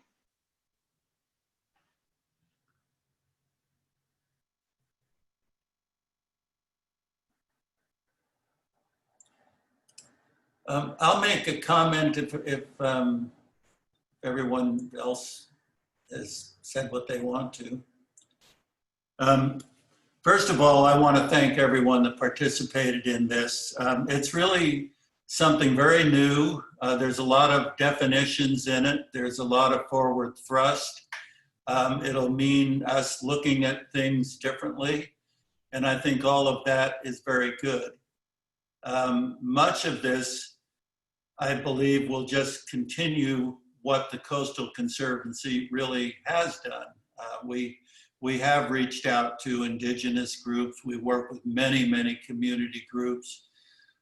We have worked well with the tribes. And I think all of us over the years have been conscious of the need to expand our reach into underserved communities.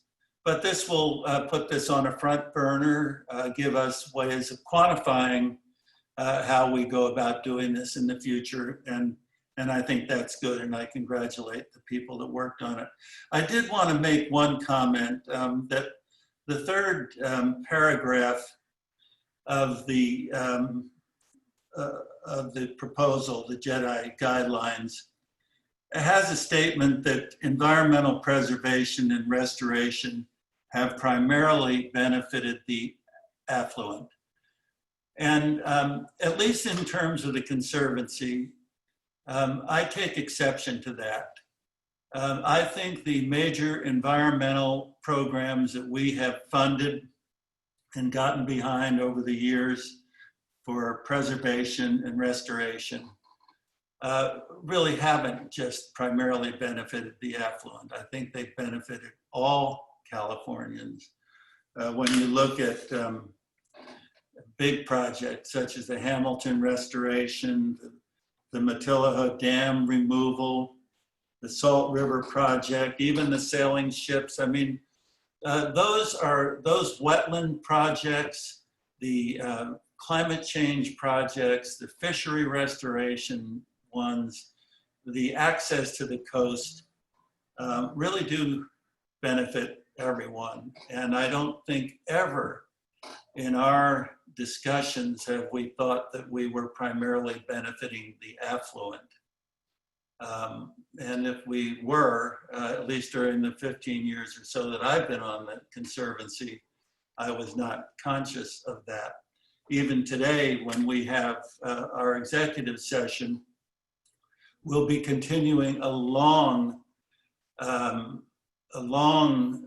train of litigation, and almost all of that litigation is protecting the rights of average people and underserved people as, if you will, against the affluent.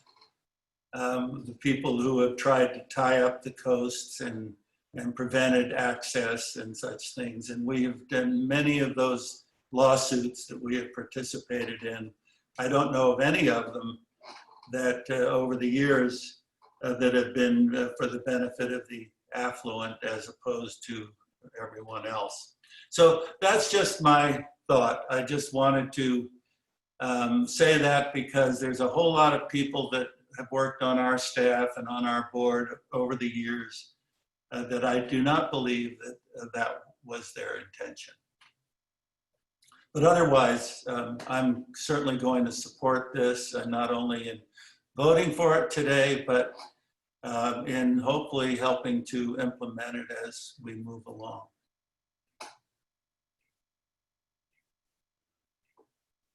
So, Doug, it looks like we have one hand up for public comment on this item. All right. So that's Robert Vanderhoek.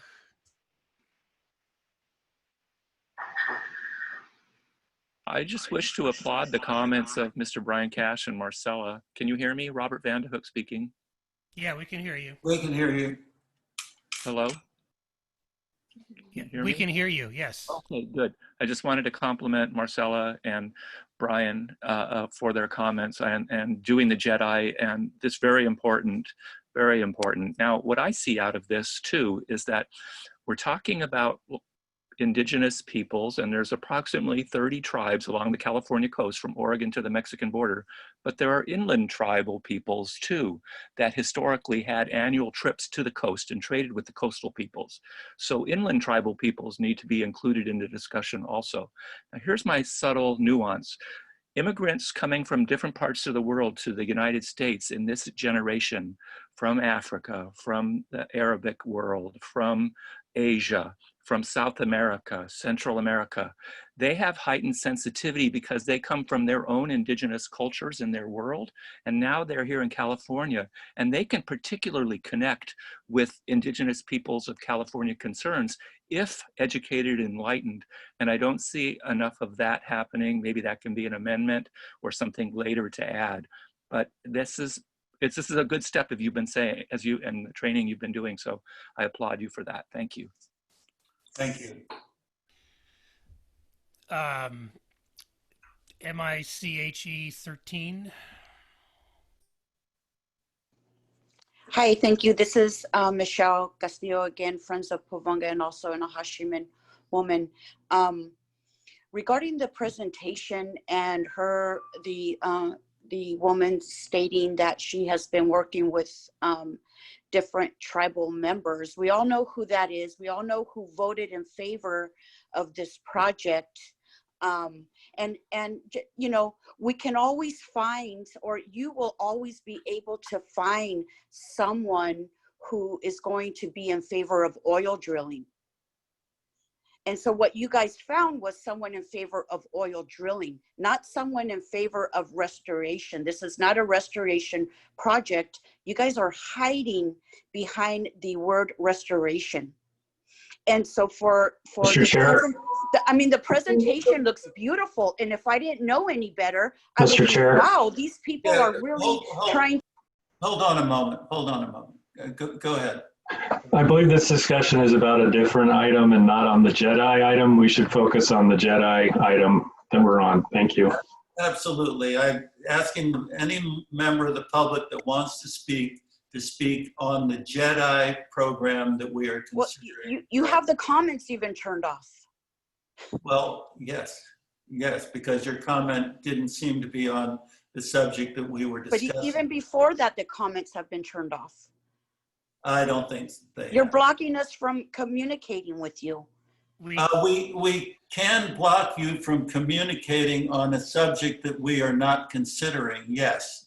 We're not just a board that considers any opinions people have to have on any subject. We are considering a specific agenda item at this time. And if you are speaking on that item, we are happy to hear from you. But if you're speaking on something else, we will block your comments, yes. Does anyone else want to speak? Looks like Carla Camacho from the Ocean Discovery. Hi, this is Carla with Ocean Discovery. I just wanted to thank the California Coastal Conservancy for adopting the JEDI guidelines, as it's important work to include underserved young people of color and really bringing them to life in these conversations. And our work is primarily about working with underserved youth and bringing them to coastal environments. So we really appreciate this work that you all are doing and the conversations that you all are stewarding. So thank you very much. Thank you. Call-in user 2.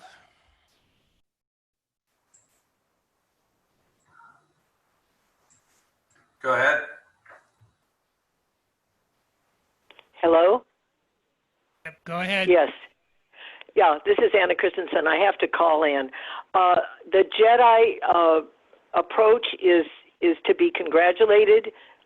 This is a format that is, I believe, somewhat international in scope in terms of trying to help us to be more inclusive as a society when we have discussions around any kind of an issue at all. I do have some concerns as a person who has been an environmental activist for 30 years in this area as to which I would not expect anybody to answer today, as to how groups were included. There's a lot going on, and I understand that it is our obligation as community organizers to contact you and make sure we're up to the task. So I apologize on behalf of our local Sierra Club group that we were not involved in this process, but we would like very much to be moving forward. Also, I want to restate, even though the difficulty of getting a true and deep understanding of the responsibility that we all have to connect with First Nation people, original people, tribal people. This is a challenge. It is not easily met, and it is absolutely essential. When we look at Coastal Commission, the Coastal Act, and Coastal Conservancy and Commission actions, while some have been positive, many have been negative. And I was asked to read some statements from Anthony Morales, a Tongva tribal leader, regarding specific instances in which he restates the indifference of these actions by the Coastal Conservancy and the Coastal Commission under the Coastal Act to the pleas of tribal leaders in specific areas on specific projects where damage has continued, destruction has continued. And this is a pattern. This is not limited to this group, but the JEDI agreement and moving forward, people have to understand just how absolutely we need to turn around and prioritize the survival of tribal culture and tribal cultural areas, which are 99% in our natural cultural areas, and this is absolutely not happening. So thank you very much. Thank you. Next up is a phone number, 310-351-2616. Go ahead.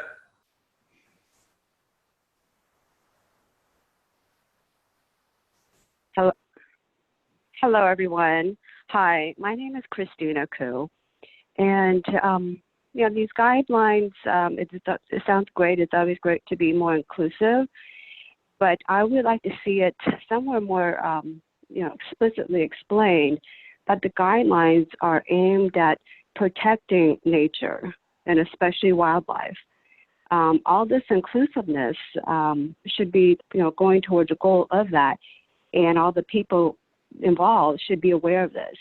And I don't want to see this to become another avenue to include more people to exploit nature and exploit wildlife. And, that could be very problematic in all this. And I hope people are educated more on what's happening, scientifically and with experts to teach them what is actually going on along the coastline with, wetlands, for them to really have a clear understanding of what their voice is representing. It's not going to be for selfish reasons of exploiting the areas for purely just, more access for recreation. I personally don't think that should be the goal of protection. It's not necessarily equated to, more recreational use or more invasive ways of enjoying the coastal areas. And it clearly should be for protection. And perhaps, humans shouldn't be invading some of these areas and leaving it alone, as in some of the other examples that we'll see later on for this. So I hope this is not including more people to support more of these very suspicious restoration projects in the future. And that is, that is very alarming. Thank you. Okay.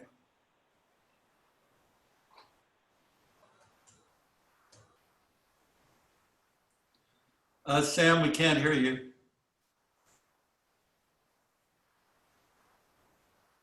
Sam? Can you hear me now? Yes. Okay, sorry about that. I don't see any other public comments. Taylor, were there any emailed comments to be read on this item?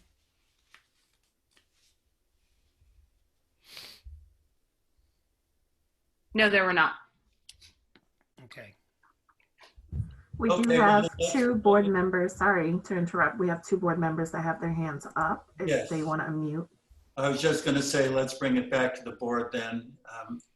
And who would like to speak? Mr. Chairman. Marcella?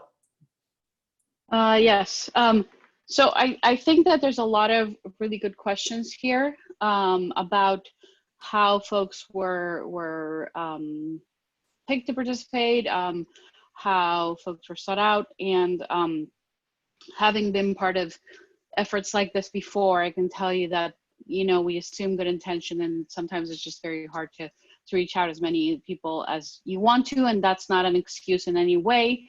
I think that at the core of this work is a questioning and an evaluation, because frankly, all these questions are going to continue, and I think that's at the core of this, right? Like, if we said, no, everything is great, there's nothing we can improve, then we wouldn't have something like this, right? So there's always going to be that continual iteration as I see it from my end. So I think there's definitely some questions to be looked at as, how do we seek out and who do we take as the voice of X and Y?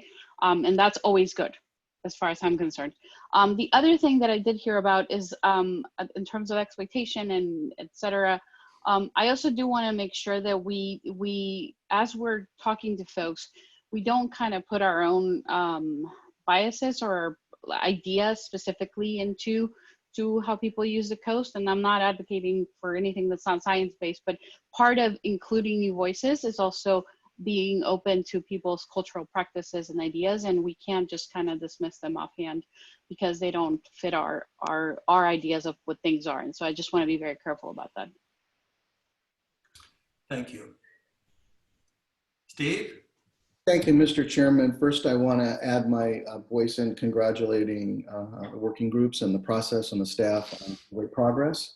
And I think the process has produced a good product and a good framework to build on going forward.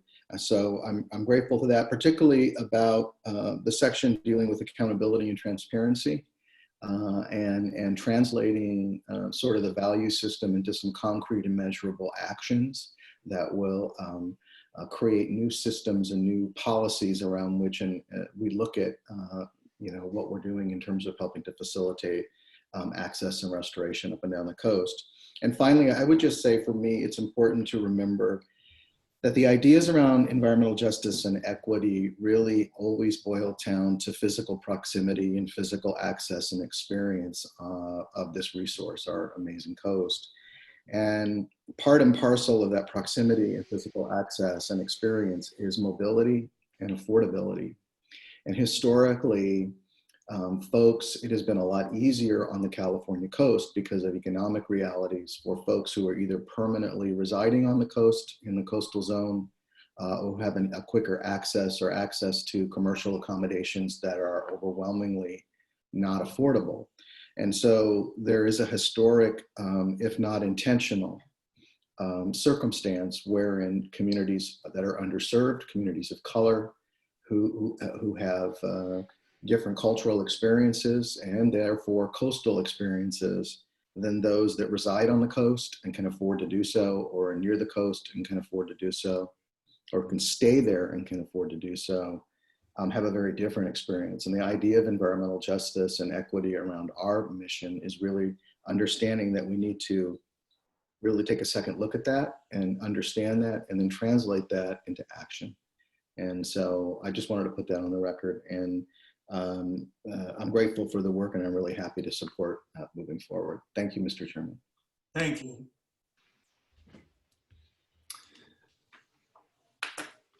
I was going to also just add a couple of thoughts. One is I thought, that our discussions earlier today just put an emphasis on how important tribal consultation is. I don't know if we'll ever get to consensus on anything when it comes to natural resource and management issues, but certainly thorough and honest consultations are very important. And I just wanted to put a note on that, as well as just observe that it is certainly not, I think I would agree with the chairman, it's not intent, but I think the system that we're operating under has the effect of benefiting folks who have more resources rather than those that don't. So I think that's one of the things that we're looking for in these JEDI principles, is to help us account for that type of built-in preferences, and so that we can make things more equitable. Thank you. Mr. Aliotto. Thank you, Mr. Chairman. I just want to briefly add my agreement and congratulations to not just the staff, but to all the members of the board who have put in a tremendous amount of work, I think, to formulate this policy. Unfortunately, as a new member, I didn't have an opportunity to participate as fully as I wish I had had an opportunity to do, because in my opinion, the policies that are outlined in the new JEDI policy are are really tremendous and very significant. And I congratulate everybody for having completed that valuable work. To allay the fears of one of the speakers about whether or not the JEDI policy would impact the ability of the Conservancy to continue to protect wildlife, I can assure that person that those requirements and the charges of the Conservancy are outlined in statute, and the preservation of the wildlife and the access of the public to the coast will be preserved no matter what happens. So thank you again, and excellent job on this. Thank you. I just wanted to comment very, very briefly on something that Steve Padilla said, and also one of the speakers from the public. And in some ways, this sort of expands our jurisdiction, and I think rightfully so, to provide access to the coast in terms of places for people to stay, affordable access to the coast shouldn't really just be for the people that live on the coast, because our jurisdiction, I think, actually legally is coastally oriented and doesn't go very far inland. But we may want to think about that in terms of legislation in the future.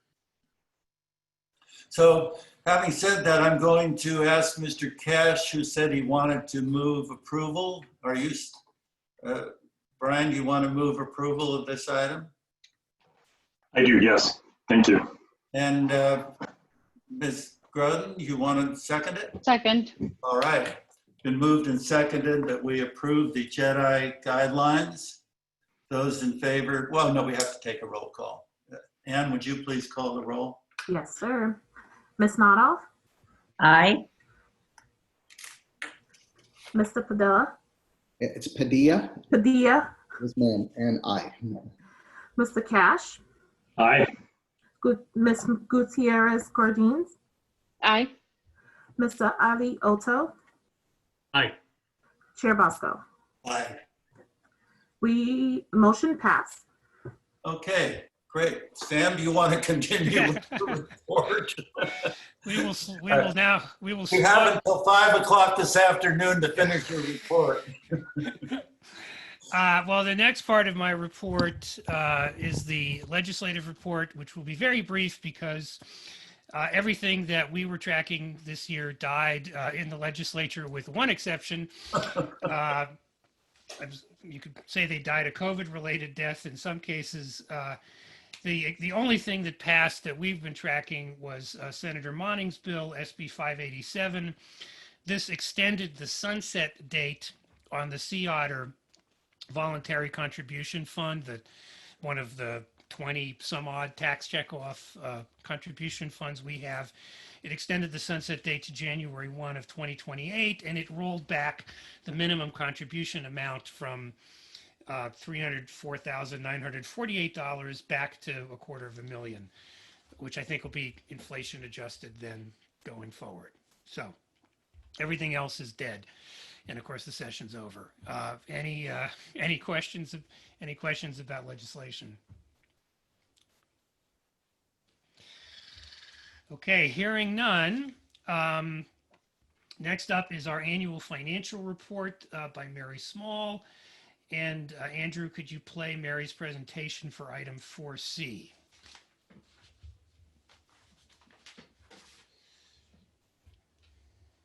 Let me turn first to our support budget.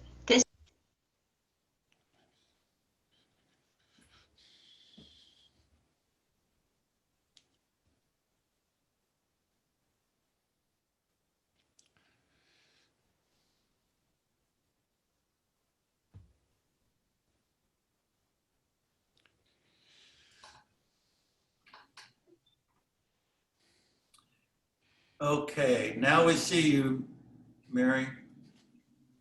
Can't hear you.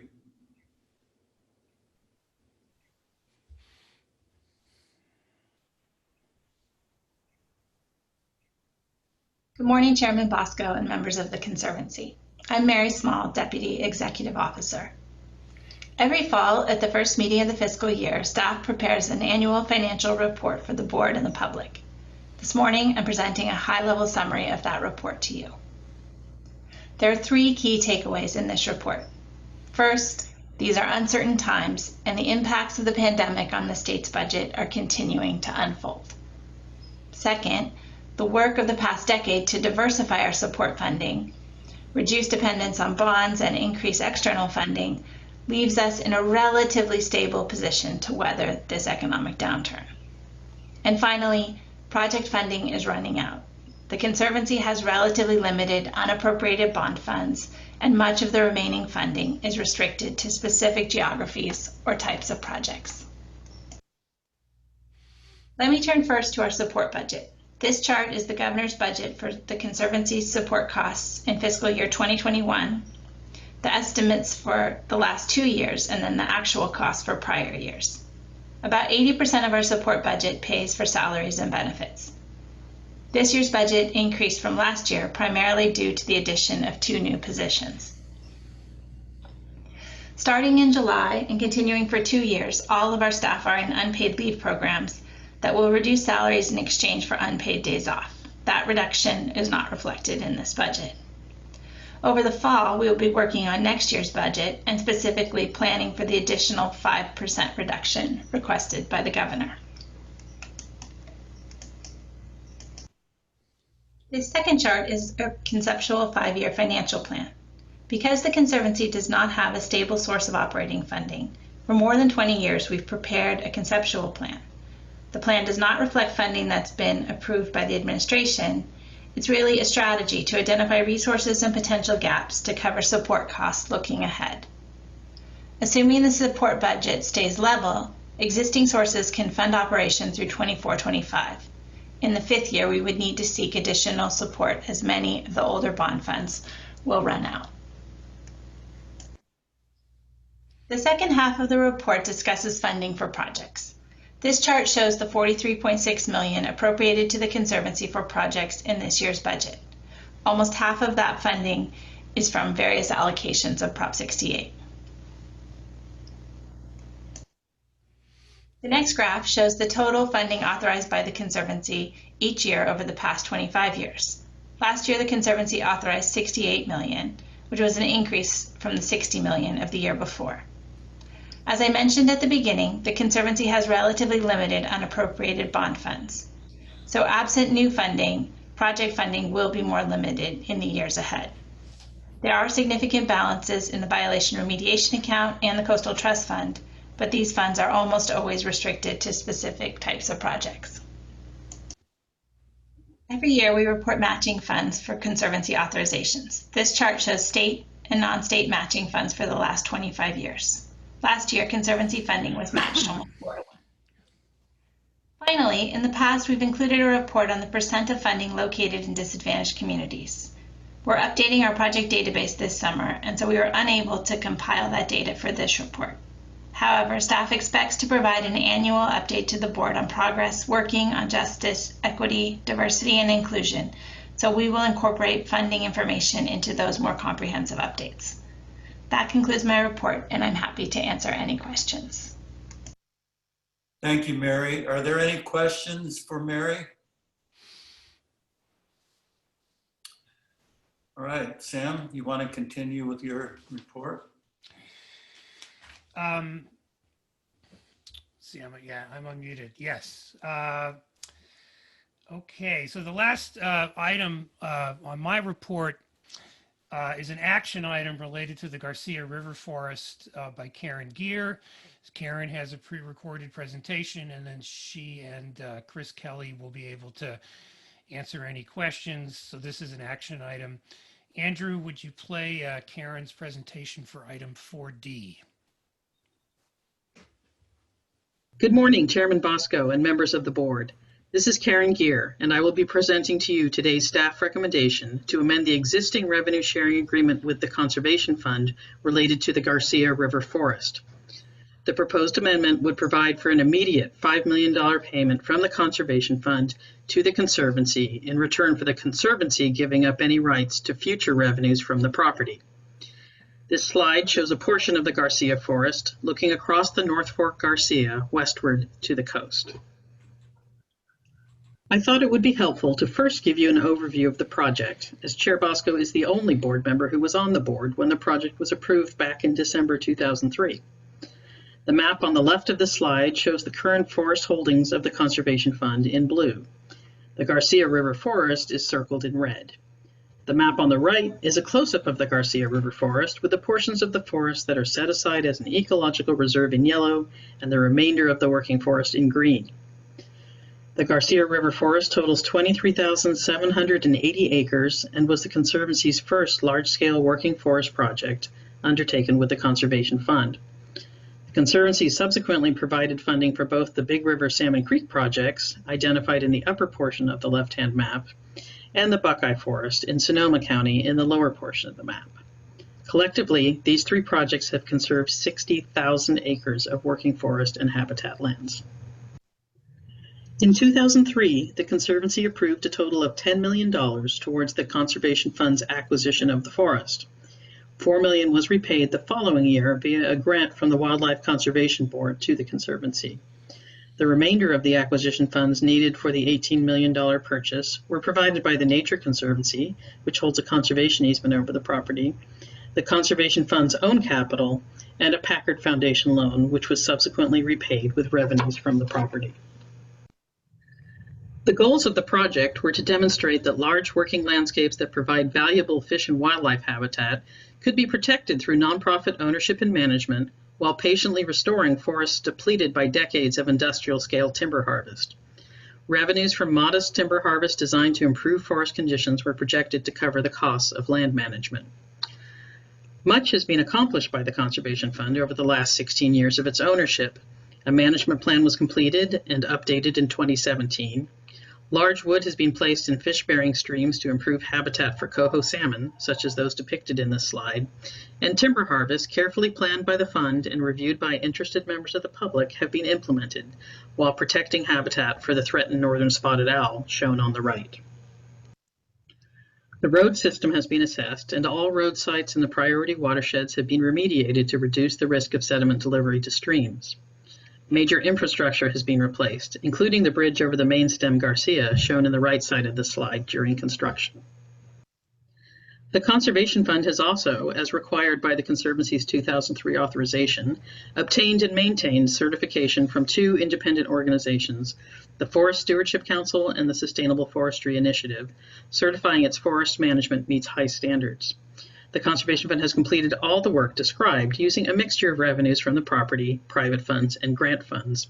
The Conservancy has not provided any additional funds for the project. Creatively, the Conservation Fund identified the opportunity to participate in the carbon market back in 2008, first having the Forest Carbon Project certified in the voluntary market as an early action project through the Climate Action Reserve, and subsequently transitioning the project to the regulatory market through the Air Resource Board's Cap and Trade Carbon Offsets program. The sale of carbon credits has provided more revenue than the sale of timber from the forest.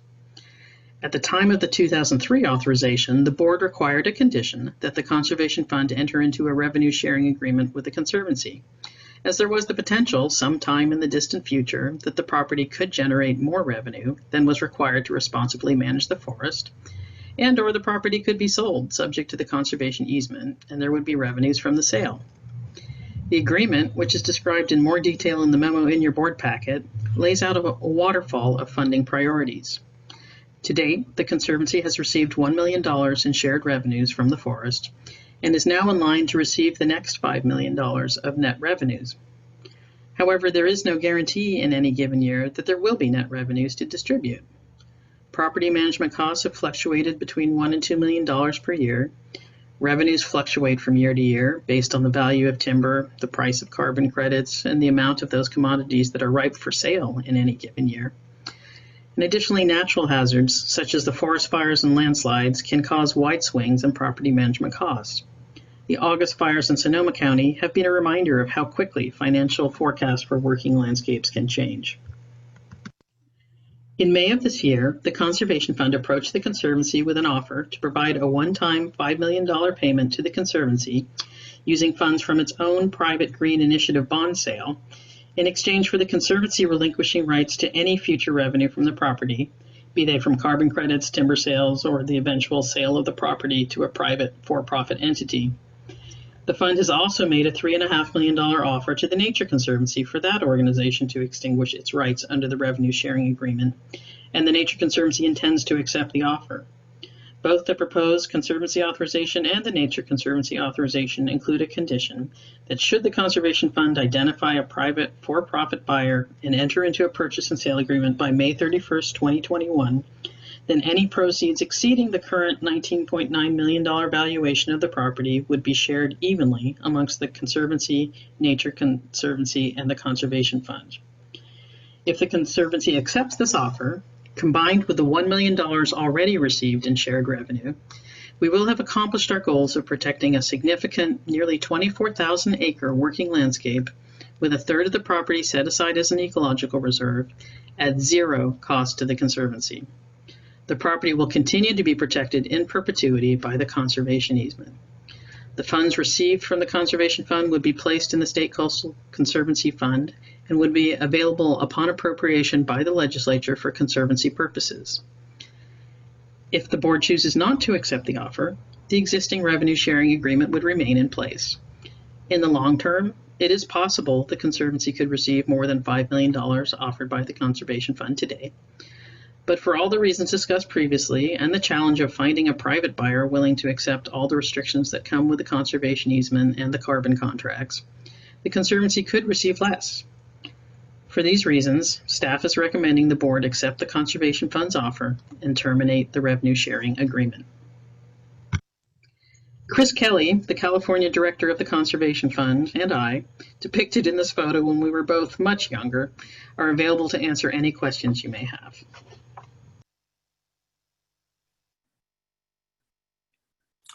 Are there any questions? There's only one thing I really don't like about this, and that is that we have to give the $5 million to the legislature to appropriate. Is that true? That is correct. That's how, when the funds come to us, they come to the Conservancy's fund, and then they get budgeted out through the budget process. It'd be nice for us to be able to use the $5 million to do another project of this type. Because I remember back when we did this, we had a lot of questions. There was a lot of uncertainties, but mostly thanks to you, Karen, this has proven to be a real success. And it's the kind of thing that could probably be repeated over and over again in other forests. Well, we do have, two existing remaining projects with the Conservation Fund. Yeah, I think it's been a great model and it's worked well, but I think you need to give the credit to the Conservation Fund who stepped out and took on a big risk and has really developed a pretty successful program. Yes, credit to them too, for sure. All right, are there any questions about this? So is this an action item? We have to approve the, okay. Who would like to move approval of this? Doug, it looks like we have 2 public comments on this item. I'm just looking at the attendee list. First one is somebody whose just initials are AA. Is AA out there? Yes, that's me, Annie. Yes, thank you for taking my call. I have a lot of concerns about what's going on. Thank you so much for this meeting and for the presentation. It sounds really beautiful, the Conservancy, etc. However, one of the very important things that we forget that meddling with nature is what caught us to the point that worldwide now we are wearing masks and dealing with pandemics. Nature needs to be left alone, and Conservancy is a nice little name to put on a nice facade for for the money that's allocated, our tax, billions of our tax money, which is almost 270 billion plus, obviously, that's there. Obviously, companies like gas company, fossil fuel, come under the facade of different agencies to try and take over the amount of money that will impact negatively and kill and bring to an end to extinction more than 1,700 species.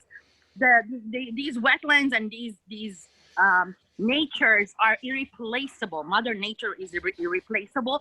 And a great example is Chernobyl. When people left it alone, Mother Nature heals herself. All animals come back to life. And this is what we need at this point. We are running out of time environmentally destroying the world.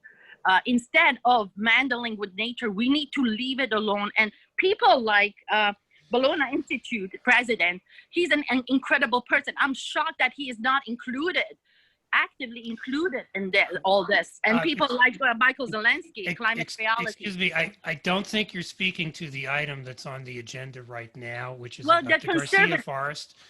And so unless you want to speak on the Garcia Forest, we're going to have to cut you off. No problem. The one of the points I'm trying to make is it's money-driven agendas, basically, not nature-driven. Timber cutting is a destruction of forests, and that's what we've been seeing. And the destruction goes on and on. That is harming us all, and this is something that we cannot put a price on nature. The fires are happening. We keep cutting more and more vegetations. This is why, and we take away the Mother Nature's water, causing droughts. We need to start keeping away. The money should be only for restoration by biologists, environmentalists, people that are actually have been proven. Like, as I said, the Bologna Institute president, and there are so many that are into restoring nature, not tampering with nature. Cutting trees is not revenue. This is not a business. Mother Nature is not a business. Okay, thank you. On life. Thank you for your comment. Thank you so much for taking my comment. Appreciate it. Chris Kelly has his hand up. Oh, good, Chris. I'm glad that you're with us. Thank you, Executive Officer Schuckett and Chair Bosco and members of the board, and Karen, thanks for that excellent presentation. It's been a long day. It's now the afternoon, or long morning. It's now the afternoon. I just want to say thank you so much for the leadership and the creativity and the entrepreneurial approach that the Conservancy has taken with this project, the Garcia in 2003, and so many other projects since then and even before. I think it does reflect a very cost-effective approach to conservation at a large scale. And I'm thrilled that here we are 16 years later, having exceeded our expectations in terms of the ability to restore this forest, sustain the local economy, and return the individual grant funds to the public to do more work, as Chairman Bosco suggested. So we welcome that opportunity. We look forward to continuing to work with you on the Big River project and Buckeye Forest. And thank you for your consideration of the item today. Thank you, Chris, and thank everyone with your organization for the good work that you've done. Taylor, are there any written remarks from the public that need to be read into the record?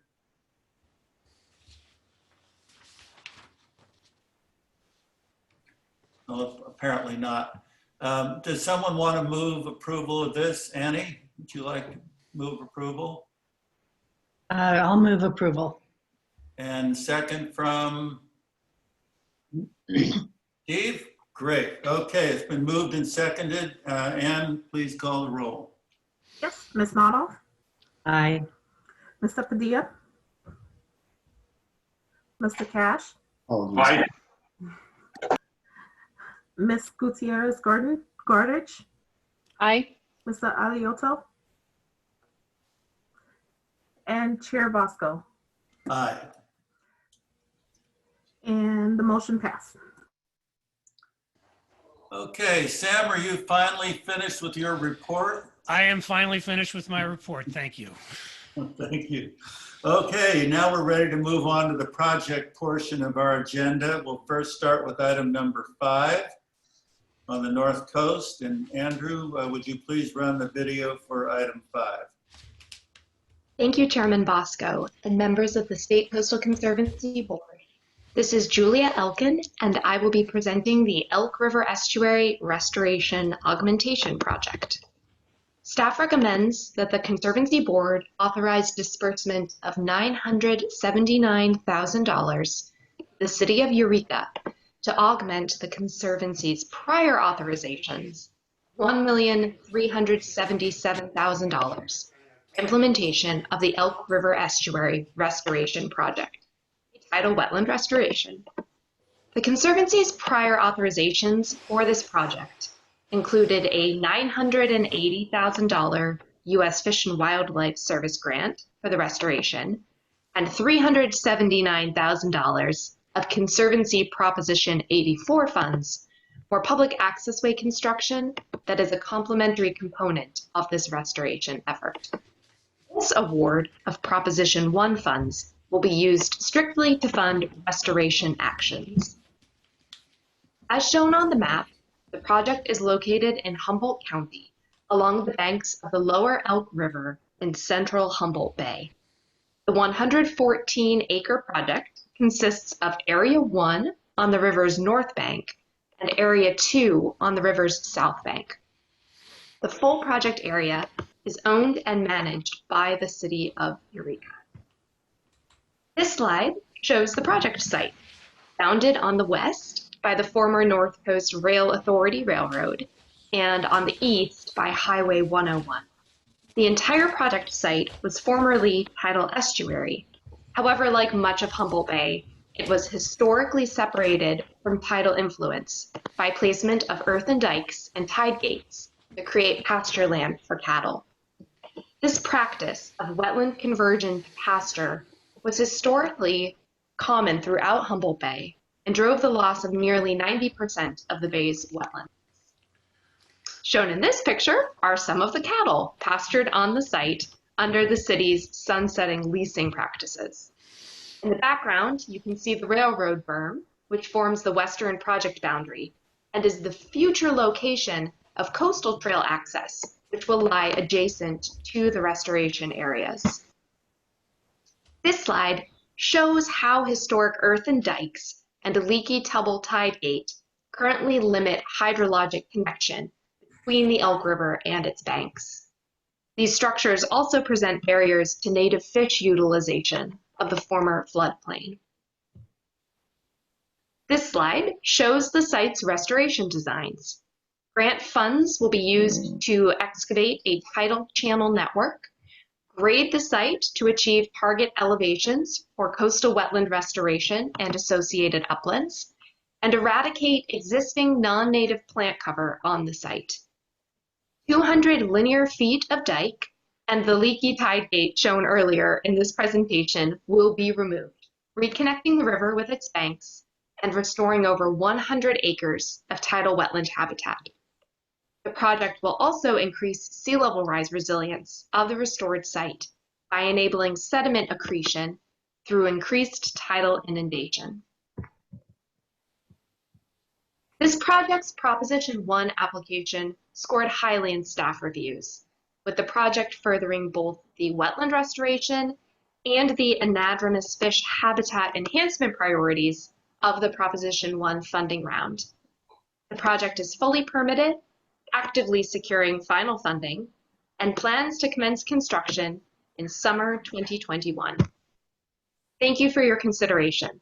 If you have any questions about the project, I am available to answer them now. Okay, thank you, Julia. Are there any questions? Are there any comments from the board? Are there any? I had a question. Sure.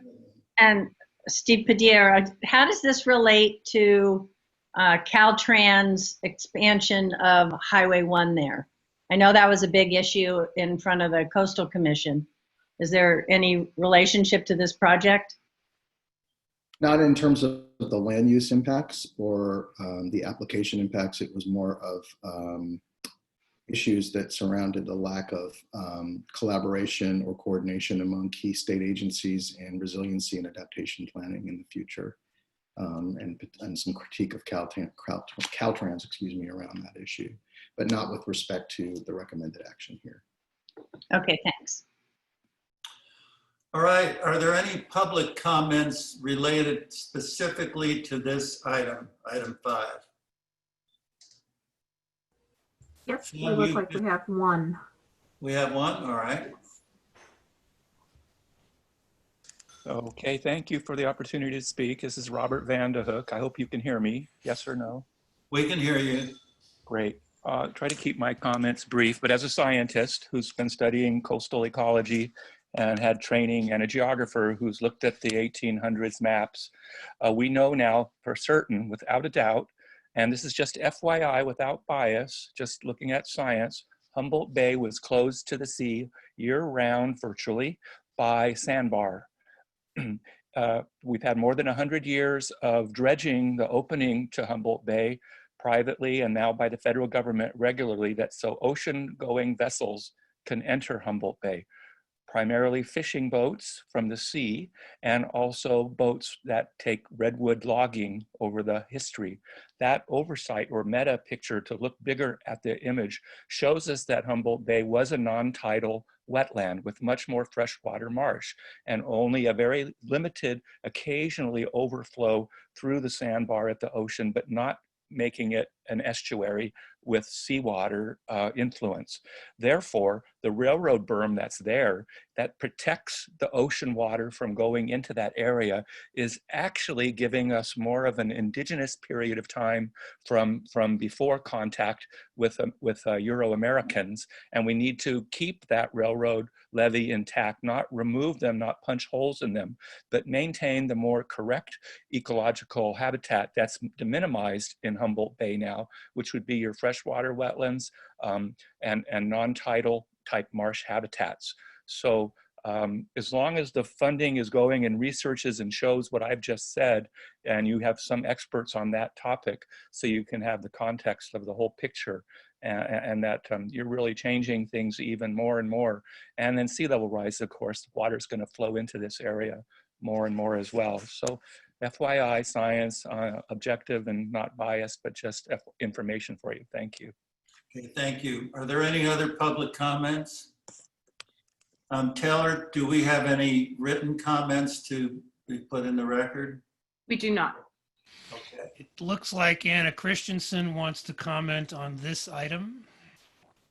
Well, Anna Christensen has commented on almost every item that we have, and I'd like to ask you to please be mindful of our time.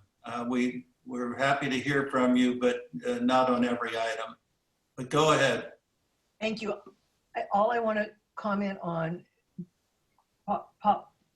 because of what Mr. Vanderhook said, is to ask you, when you get the opportunity to do so, please watch Travis Longcore's presentation that we sent you in relation to item 3D, because it is applicable again to the mythology that every coastal inlet from a river was a salt marsh.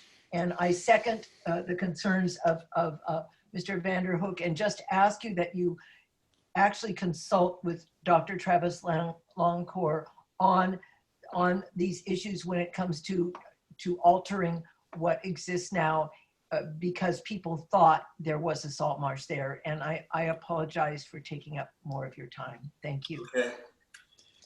Do I hear a motion that we approve this item? Move approval. Mr. Cash moves, and I'll second. Ms. Nato seconds that we approve item 5. Those in favor say aye. Oh, no, I'm sorry. We have to take a roll call. Go ahead, Ann. Ms. Nodoff? Aye. Mr. Padilla? Aye. Mr. Cash? Aye. Ms. Gutierrez Quaritch? Aye. Mr. Alioto, Aye. Chair Bosco. Aye. This motion passes. Agenda number 5 is approved. All right. Andrew, will you please run the video for agenda item number 6? Thank you, Chair and members of the State Coastal Conservancy. This is Sue Corbally, and I will be presenting the Prairie Creek Restoration Project for your consideration. Staff recommends the Conservancy adopt the initial study and proposed mitigated negative declaration and mitigation monitoring and reporting program for the Redwood National and State Park Visitor Center and Restoration Project. Approve the Redwood National and State Park Visitor Center and Restoration Project and authorize disbursement of $1,239,800 to Save the Redwoods League to implement construction activities to restore and enhance fish rearing and forest habitat on Prairie Creek. The proposed disbursement will come from Conservancy Proposition 1 funds. These are matched by $183,306 in grant funds awarded to the League from the National Oceanic and Atmospheric Administration, $141,900 of League funds, and approximately $88,000 of in-kind staff contribution from the League and its contractor, Caltrout. As shown in this regional map, the project is located in Humboldt County in Northern California. It is north of Oric and lies just east of Highway 101 and north of Bald Hills Road on the former Oric Mill A site. Located at the confluence of Redwood and Prairie Creeks, it is nearly surrounded by Redwood National and State Parks. Save the Redwoods League bought the property in 2013 with the intention of restoring a healthy, functioning ecosystem, developing world-class visitor serving facilities, and to serve as a gateway to the Redwoods, providing trail connections to link Prairie Creek State Park and Redwood National Park. To accomplish these goals, the League has developed the Redwood National and State Park Visitor Center and Restoration Project.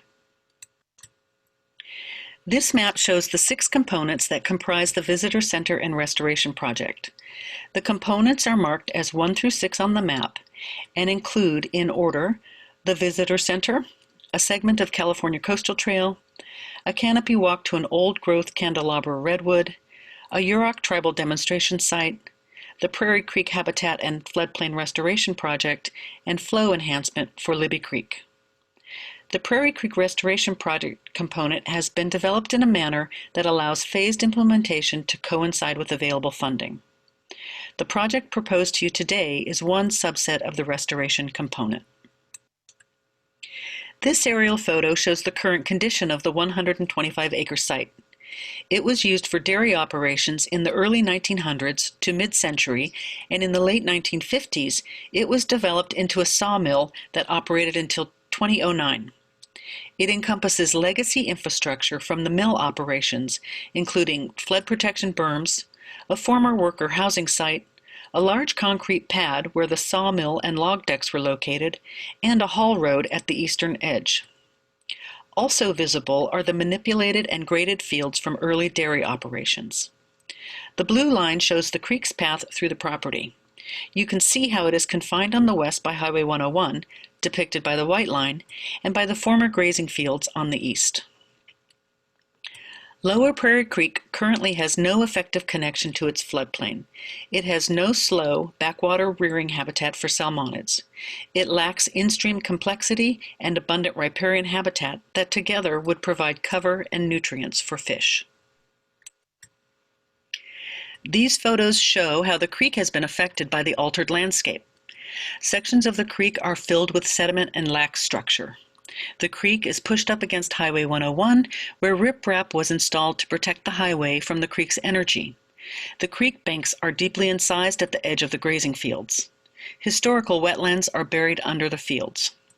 Remarkably, even in its degraded condition, Prairie Creek supports more than 80% of coho salmon in the entire Redwood Creek system and is considered key to their recovery.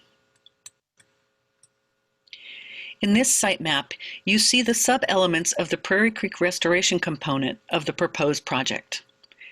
The project will excavate and create an approximate 2-acre pond with salmonid rearing habitat, where large wood may be installed to increase habitat complexity. Invasive vegetation will be removed and replanted to create native habitat that includes wetland, transitional upland, and riparian habitat.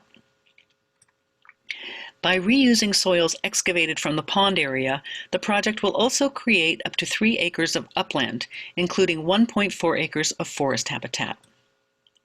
The proposed project provides an excellent opportunity to accomplish meaningful restoration as an early phase of the larger Prairie Creek Restoration Project that will provide critically needed summer and winter rearing habitat for salmonids to feed and grow before entering Redwood Creek. The project is supported by Congressman Jared Huffman, State Senator Mike McGuire, Assemblymember Jim Wood, Humboldt County Supervisor Steve Madrone, and Stephen Meitz, Superintendent of Redwood National and State Park. This concludes my presentation. Jessica Carter, the Director of Parks and Public Engagement with Save the Redwoods League, is here and would like to say a few words. Thank you. Thank you, Sue. And Jessica, would you like to go ahead?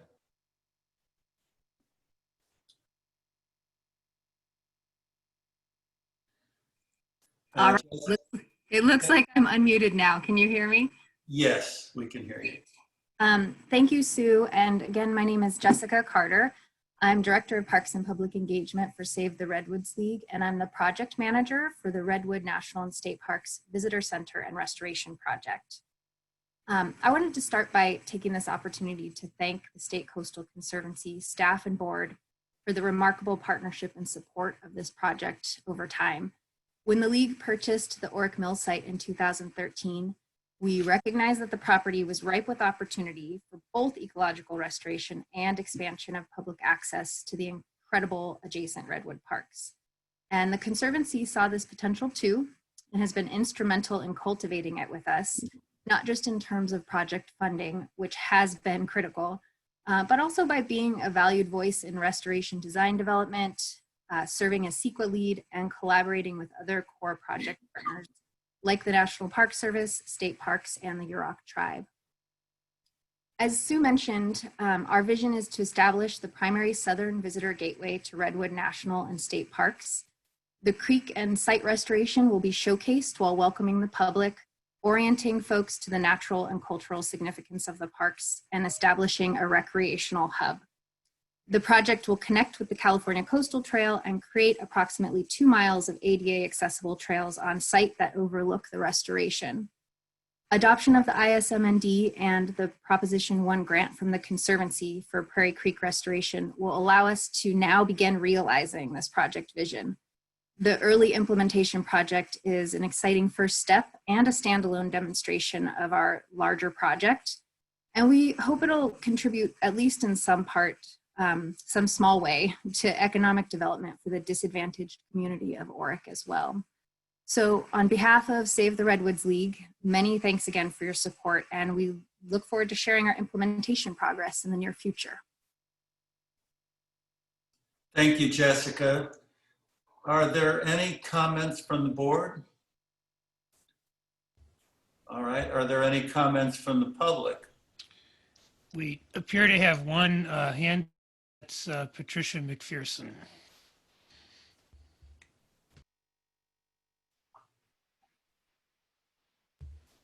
Go ahead, Patricia. Thank you for that. Patricia McPherson, Grassroots Coalition. I am here. I did not intend to have that up. It was for the earlier item, and I will wait for another item to be coming up. Thank you. Sorry. Thank you. All right. Are there any, Taylor, are there any written comments to be put into the record? There are not. There are not. Okay. Do I have a motion to approve item 6? I move. Who did that, Joe? Joe, yeah. Okay. And Steve seconds. Do we approve item 6? Ann, will you call the roll, please? Yes, sir. Ms. Nodoff? Aye. Mr. Padilla? Aye. Mr. Cash? Ms. Gutierrez Cartage? Aye. Mr. Ayotto? Aye.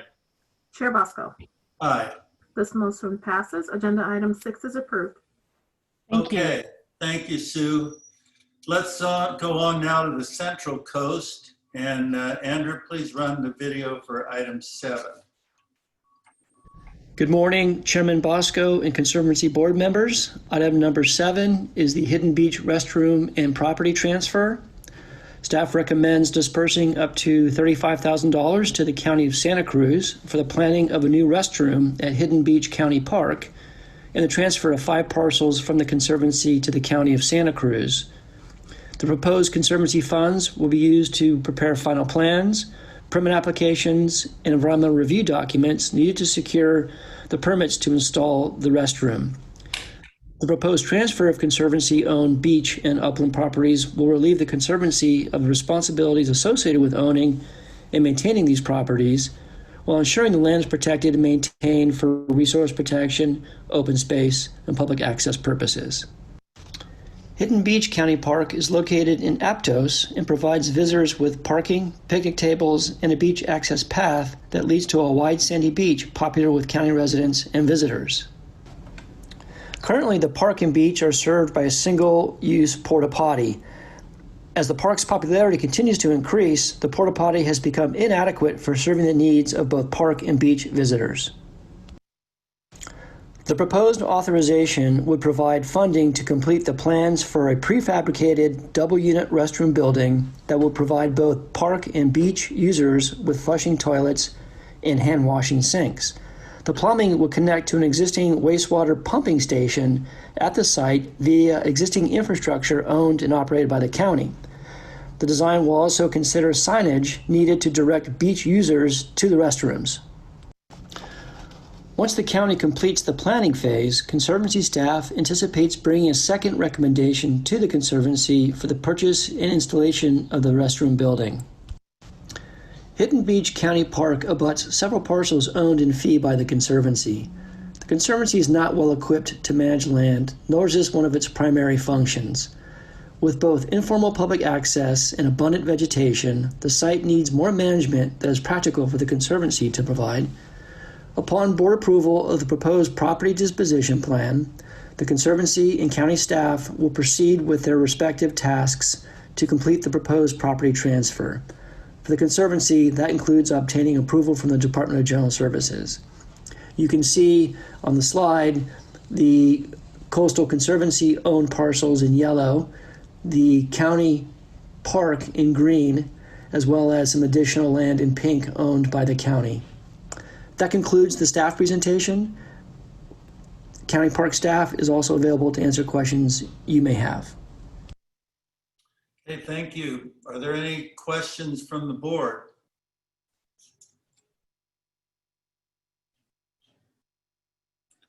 All right, are there any any comments from the public? Yes, it looks like we have one. Jeff? Seth?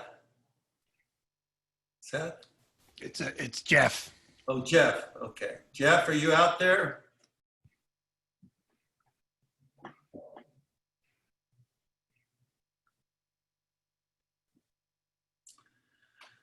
All right. Can you hear me? Can you hear me now? Yeah, now we can hear you. All right, thank you so much. My name's Jeff Gaffney. I'm the director for Santa Cruz County Parks, and thank you, Chairman Bosco and fellow board members. I just wanted to reach out and let you know that we look forward to being a better partner than in the past. We haven't always had the greatest of resources. We've passed a few recent measures to get us a little bit of funding, and we look forward to having more partnerships in the future and look for your approval of this item, and any questions you have, I'm available. So thank you. Thank you, Jeff. All right, are there any other public comments? Taylor, do we have any written communications? No, we do not. All right, do I hear a motion that we approve item 7? So moved. This is Joe. Mr. Aliotto moved, and who? Second. Who's it? Ms. Ann. Nava. Ms. Yep. Nava, second that we approve item 7. Ann, will you please call the roll? There's Ms. Notoff? Aye. Mr. Padilla? Aye. Mr. Cash? Aye. Ms. Gutierrez Guerrero? Aye. Mr. Aliotto? Aye. Chair Bosco? Aye. This motion passes. Agenda item number 7 is approved. All right, thank you, Tim.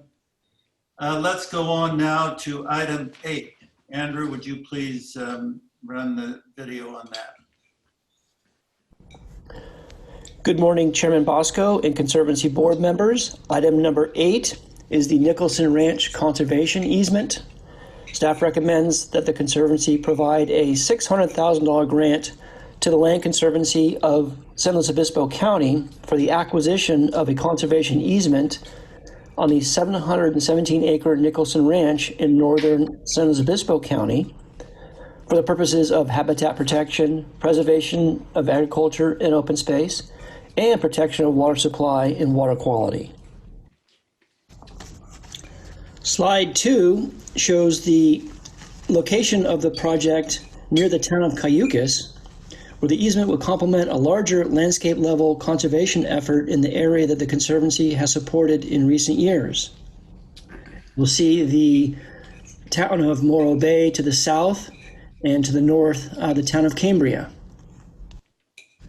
As shown on slide 3, the Nicholson Ranch is adjacent to the Hill Ranch that has been protected by a conservation easement recorded in 2018 with funding support with Conservancy Proposition 1 funds. Further west, the Hill Ranch shares a border with the MK Ranch, which was donated in fee to the Land Conservancy in 2020 for perpetual conservation purposes. The new easement, together with these 2 other protected ranch properties, will result in the protection of more than 4,500 contiguous acres of land that drain to Whale Rock Reservoir, a municipal water source that serves the city of San Luis Obispo and Cal Poly State University. Slide 4, as shown, the property has been a sustainably operated cattle ranch for more than a century and has never been developed. However, with abundant water supplies, the ranch is highly susceptible to residential development or conversion to more intensive agricultural uses such as orchards or vineyards.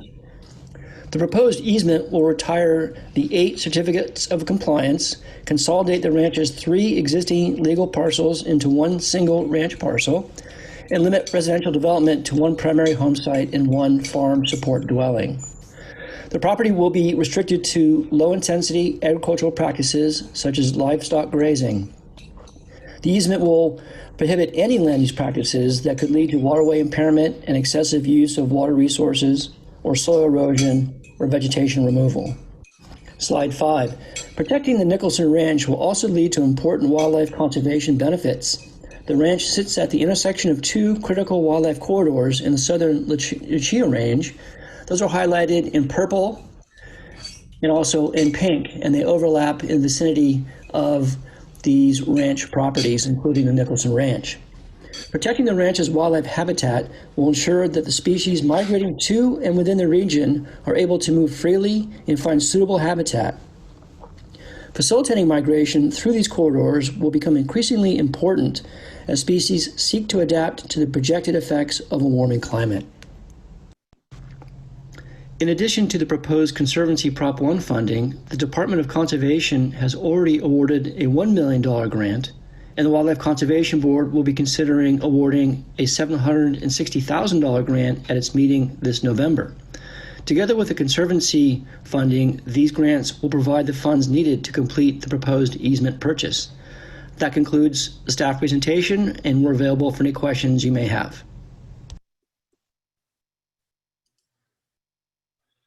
Thank you, Tim. Are there any questions from the board? I had one question. Tim, you did a great job on this. Is there, how much frontage, river frontage is there on Cottontail? Is it a substantial portion and sufficient to allow you to protect those waters? Yeah, thank you for the question. Let me pull up the staff recommendation. I believe it describes in the site description the percentage of that watershed that is that drains from the property. So I'm just pulling it up now to see it in the site description. It talks about the property sits within the Cottontail Creek watershed. a small portion of the ranch, but I guess it says 32 acres. Cottontail is a sub watershed to Via Creek, so it provides. I see here 32 acres. I don't know. I have the land trust of San Luis Obispo County, I believe, on the call. Kyle, if you're available to answer the question regarding the, are you asking for linear feet of Cottontail Creek that drains? Really what my question is after is there's a low impact cattle ranch that's going to be operated on the site or is currently being operated on the site. And is there any effort to prevent any type of runoff into Cottontail is really what my question is about. I don't know if my grantee at the land trust can answer that question. My understanding is that there's a relatively limited number of cattle in the number of 50 to 75 head of cattle over the entire ranch. It's not a large operation, it's a family run operation. And that while my understanding is that the easement isn't intended to put a bunch of fencing to keep the cattle out of the creeks, because they need to get to the creeks for water and also for shade shelter, that the relatively small amount of cattle on the 700 plus acre property is not going to compromise the wetland riparian habitat in the creek.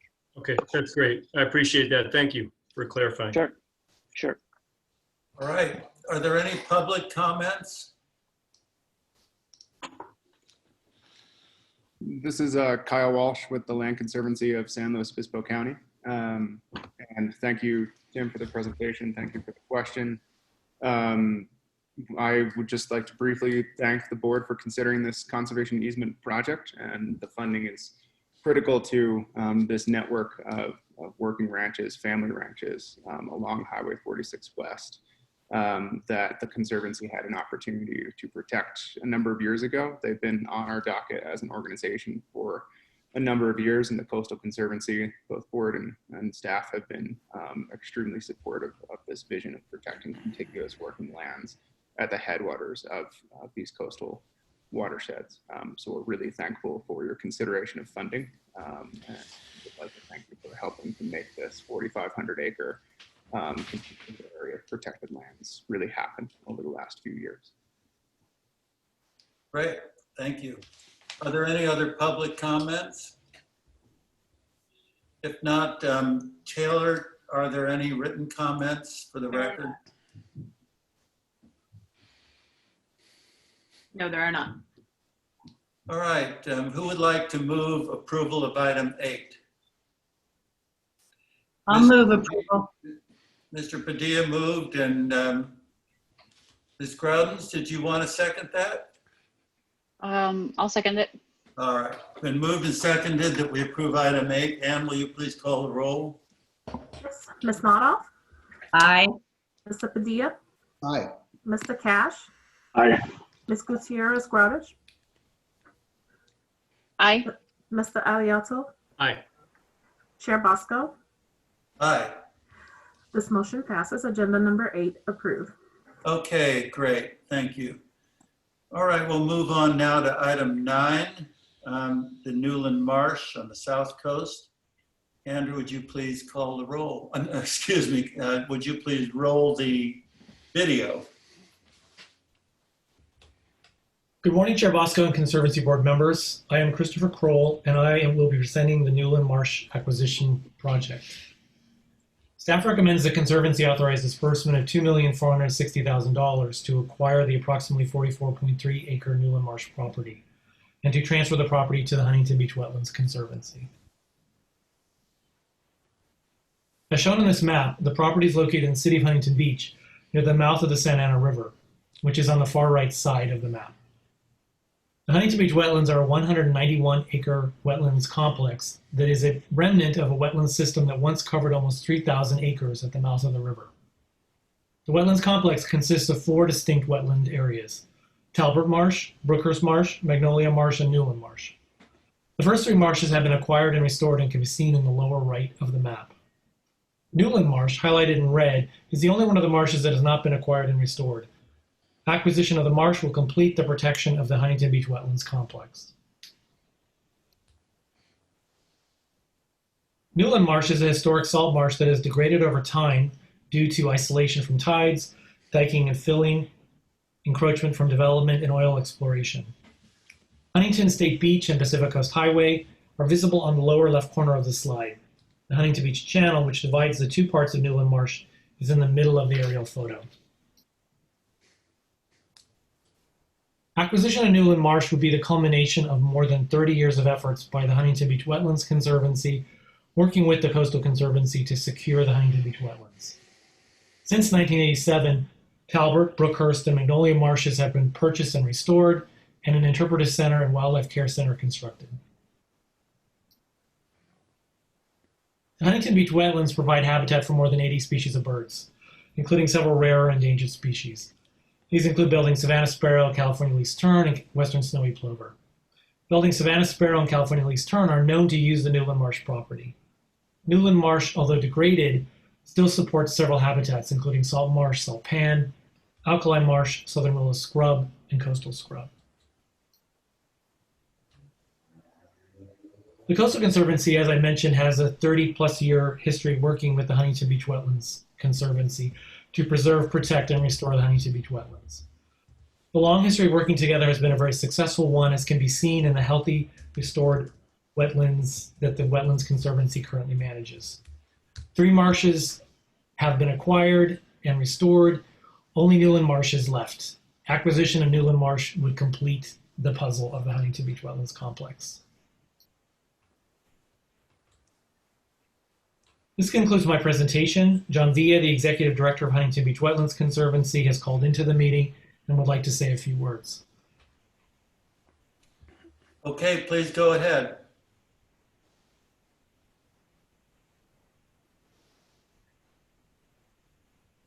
Hello there, can you hear me? Yes, we can. Hello, my name is John Villa. I'm the Executive Director for the Huntington Beach Wetlands Conservancy.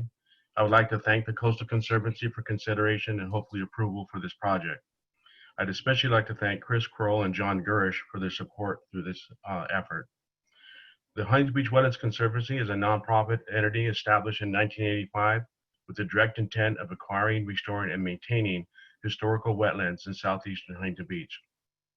To date, as mentioned, we have acquired and restored 127 acres of wetlands, and with this acquisition, we'll be able to acquire the last 44 acres of property, which is restorable of this once 3,000 acres of wetlands in southeastern Huntington Beach. The Huntington Beach Wetlands Conservancy has support from local residents, city, county, and state organizations to restore this property back to a muted tidal marsh. The level of water will be controlled through tidal gates, limiting the minimum level of water to 2.8 feet above sea level and the maximum level to 4.9 feet. Again, I would like to thank you for your support on this and the many projects we have undertaken as a result of our mission to acquire and restore this vital habitat. And I'm here to answer any questions. Okay, thank you. Are there any other items from the public or the board? Are there any written communications? No, there are not. Okay, well, do I have a motion that we approve item 9? I just have a clarification question. And that is just to clarify the amount that we are voting on right now. I see it listed twice, 2 different ways in the staff report.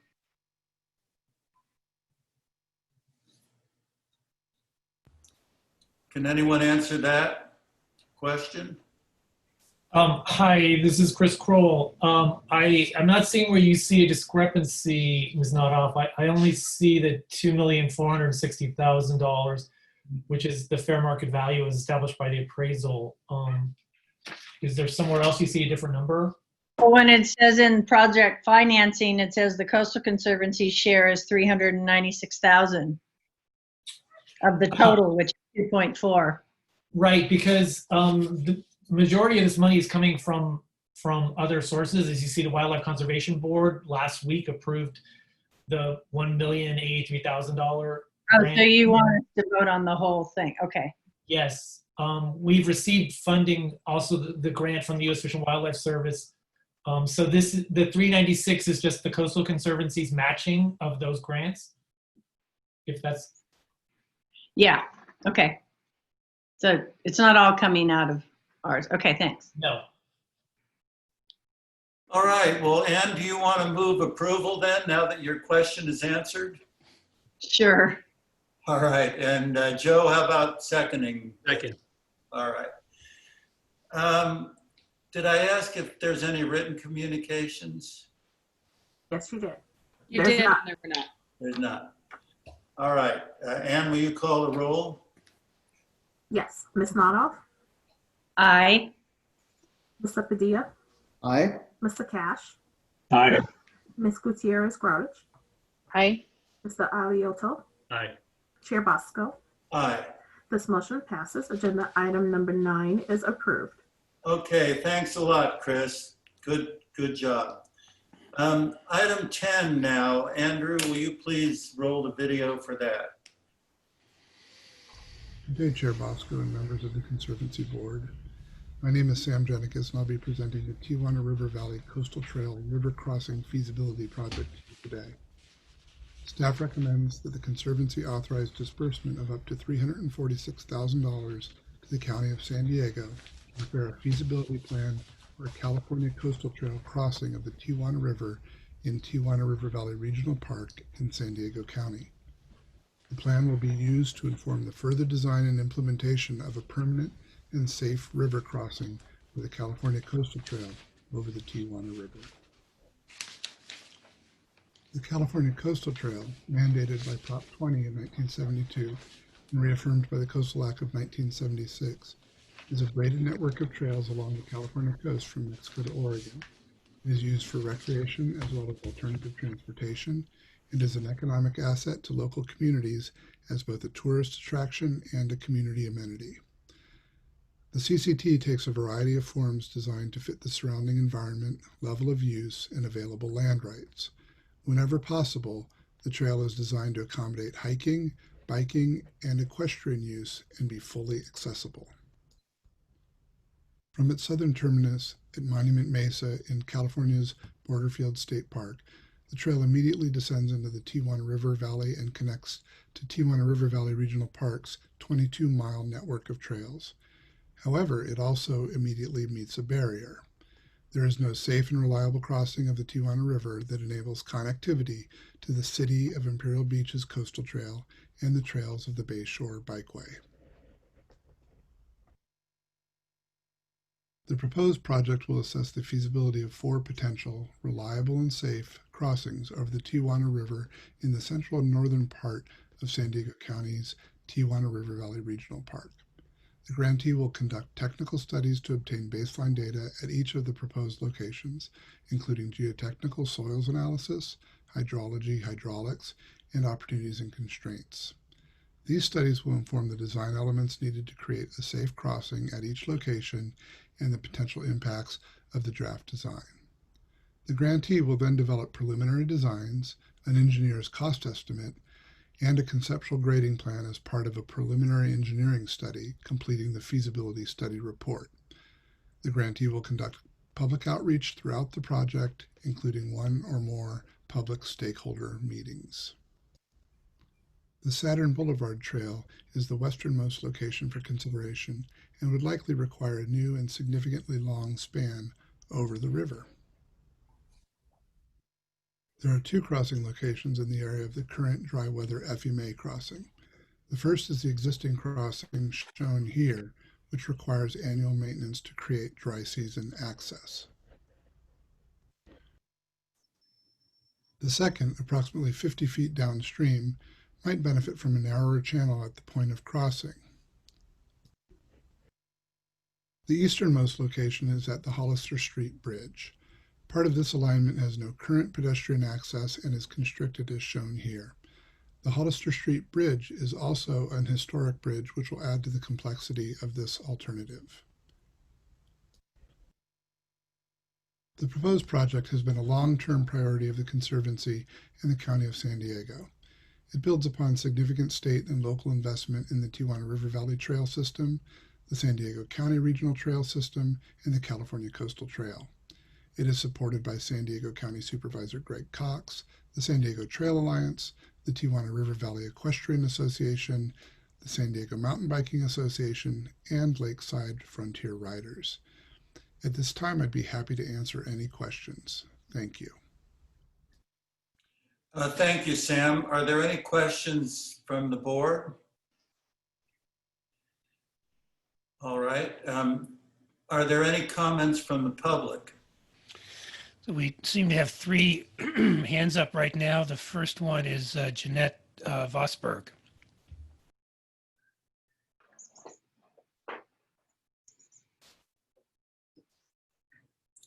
Jeanette Vosberg, are you out there? Yeah. We can't unmute her. She's using an older version of Zoom. All right. Who's next?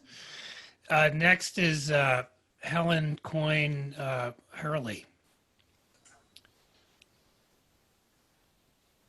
I'm here, but I wanted to speak on the Buona wetlands, not on this project.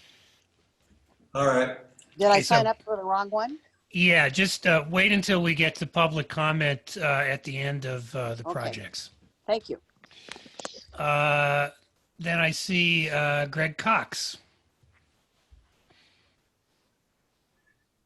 Greg, are you there? I'm here. Can you hear me now? Let me say something before you say anything, Greg. Some of our members on the Conservancy are new and they don't realize that of the 58 counties in California, you from San Diego County have gotten more money out of the Coastal Conservancy than any other supervisor. Well, I think Sonoma County has done pretty good too, but aside from that, let me start off by saying that of all the different state agencies in the state of California, my favorite agency is the State Coastal Conservancy. You guys have done such a great job over the years in so many ways for so many projects. And for the County of San Diego, we have been the beneficiary of your generosity over the years. Through partial funding from the State Coastal Conservancy, we completed 22.5 miles of trails in the Tijuana River Valley. Under construction right now with partial funding from the State Coastal Conservancy. We have a campground in the Tijuana River Valley that'll be completed by the end of this year. We sincerely thank you for the support of that. This $346,000 request will help us complete the California Coastal Trail from the Bayshore Bikeway over to Borderfield State Park, which is really the southern terminus of the California Coastal Trail. I should acknowledge that for a good number of years, I've been on the board of directors of CoastWalk, which is a state association nonprofit that's really focused on trying to complete the California Coastal Trail from the Oregon border all the way down to the Mexican border. This project will complete it down to the Mexican border. We have letters of support from myself representing the County of San Diego, from the City of Imperial Beach, from CoastWalk, from Councilwoman Vivian Moreno, who represents this area in the San Diego City Council, from Mayor Kevin Faulkner, the mayor of the City of San Diego, and also from the Southwest Wetlands Interpretive Association. Again, we sincerely appreciate your support.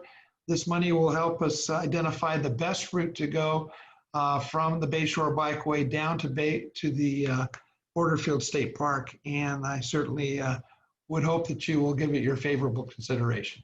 Thank you so very much.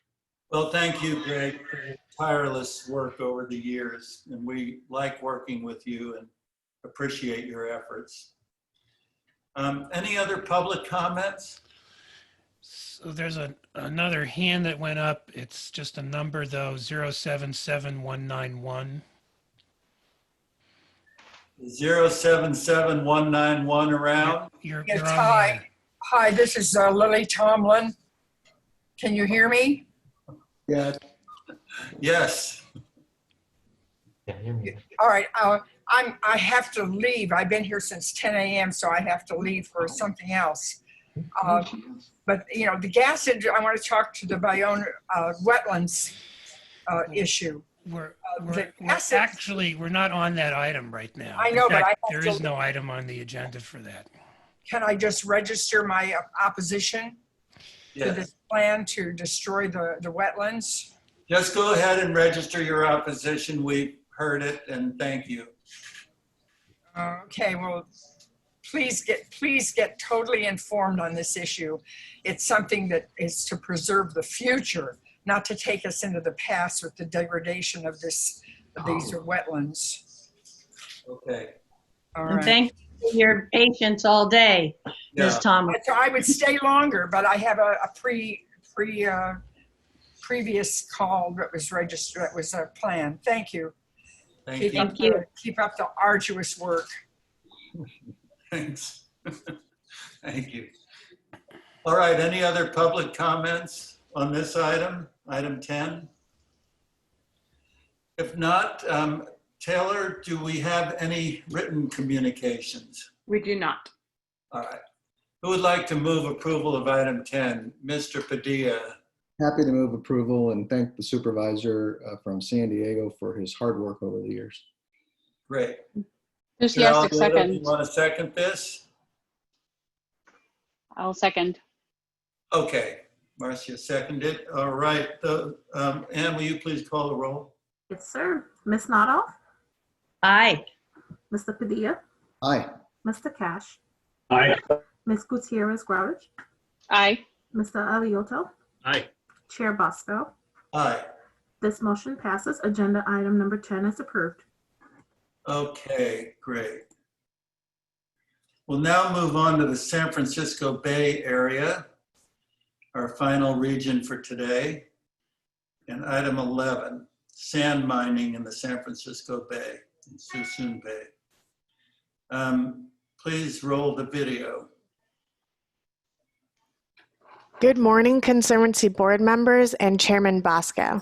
My name is Erica Johnson, and today I am recommending that the Conservancy authorize disbursement of up to $875,591 for the San Francisco Bay Area Sand Mining Studies project. Sand mining has occurred in the Bay for over 100 years, but has increased significantly since the 1990s. The sand is mined to supply the Bay Area construction industry, which uses sand for concrete, asphalt, playgrounds, landscaping, and backfill for trenching as examples. In 2015, 3 Bay Area sand mining companies, which are Hansen Marine Operations, Lynn Marine Incorporated, and Suisun Associates, obtained permits from the San Francisco Conservation and Development Commission and other agencies to mine cumulatively up to 14.26 million cubic yards of sand over a 10-year period. As a condition of their permits, the Commission required the 3 companies to contribute $1.2 million in mitigation funds to the Conservancy's Coastal Trust Fund in order to support studies and research on the impacts of sand mining. Conservancy and Commission staff began work in 2018 with the formation of an independent science panel, a sand studies technical advisory committee, and several contracts that were let under the executive officer's delegated authority. These contracts were for a science coordinator, a seafloor depth survey, and a depth change analysis in the leased mining areas. The remaining studies recommended by the independent science panel are the Bay Sand Budget, a sand transport study, which will take into account sand transport into the bay as well as sand transport to the outer coast, and a stratigraphy study, which will analyze the amount and type of sand found at specific locations. The proposed project will hire up to 3 contractors for these remaining studies, and it poses an excellent opportunity to advance our knowledge of the impacts of sand mining and its sustainability in the Bay. Here with me today are Marilyn Lotta from the Conservancy and Brenda Gaydon from the Commission, who have been managing this effort since 2018. We are happy to answer any questions you may have. Thank you for your time. Thank you, Erica. Are there any questions or comments from the board? This is Joe. I think this is a very valuable study, and I'd like to have the opportunity to move for the passage of this motion, adoption of this item when it comes time. Okay, great. Are there any comments from the public? It looks like Brenda Gaden from BCDC would like to speak. And go ahead, Brenda. Thank you. Good afternoon, Chair Bosco and Conservancy board members. My name is Brenda Gaden, and I'm the Sediment Program Manager for the San Francisco Bay Conservation and Development Commission. I want to support the staff recommendation to allow disbursement of the coastal trust funds that the Conservancy has been managing for these studies to assist the Commission in understanding the potential impacts of sand mining on Bay resources. The Commission is interested in learning more about the amount of sand in the Bay, the sand budget, the amount coming in, out, and being impounded in habitat features, as well as sand transport into, within, and out of the Bay to the nearshore coast, so that we can better manage this Bay resource. As part of our 2015 permits, we required the miners to provide $1.2 million towards these studies. Over the past 2 years, we've been working with Conservancy staff, a technical advisory committee, and an independent science panel to identify management questions and the scopes of work to respond to these management questions. The Conservancy released the request for proposals in July, and we are looking forward to contract award for a proposing team in the near future. I wanted to thank the Conservancy staff, especially Marilyn Latta, and more recently Erica Johnson, for all the hard work and coordination on this effort. They've provided tremendous support to our staff, and it's been a pleasure working with them. It's been great working in partnership with the Conservancy on this effort, and we look forward to completing these studies. Thank you. Thank you, Brenda. Are there any other public comments? All right, Taylor, are there any written comments? Taylor had to go pick up her kids from their learning pod, but there are no written comments on this item. I see a couple of people raising their hands. I want to make sure that they want to comment on this item and not something else. Item 11, that's it. So that's Lisa Carlin. Nope, she put her hand down. Natalie Ford. Go ahead, Natalie. Hi, can you hear me? Yes. I'm just curious because we've been here a while. I'm just wondering, we have a lot to say about the 1515A. Is that going to be possible for us to speak about that? Hello? So you're referring to closed session. We don't take comment on closed session. However, there is a time for general public comment before the closed session, and that would be when you would be able to comment on it. Okay, great. And that's going to happen today? Yeah. Okay, cool. When thanks. we get there. All right, thanks. We're aiming for it to happen today. All right. Mr. Alioto moves, and Mr. Padilla, do you want to second it? All right. We approve item 11. Ann, will you please call the roll? Yes. Ms. Nodoff? Okay. Mr. Padilla? Aye. Ms. Cash? Mr. Cash? Sorry. Aye.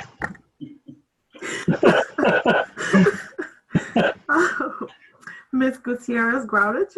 Aye. Mr. Alioto? Aye. Chair Bosco? Aye. This motion passes. Agenda item number 11 is approved.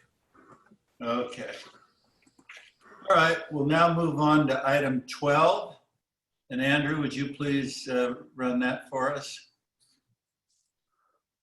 Good morning, Chair Bosco and members of the Conservancy Board. My name is Avra Heller. I'm a project manager in the San Francisco Bay program.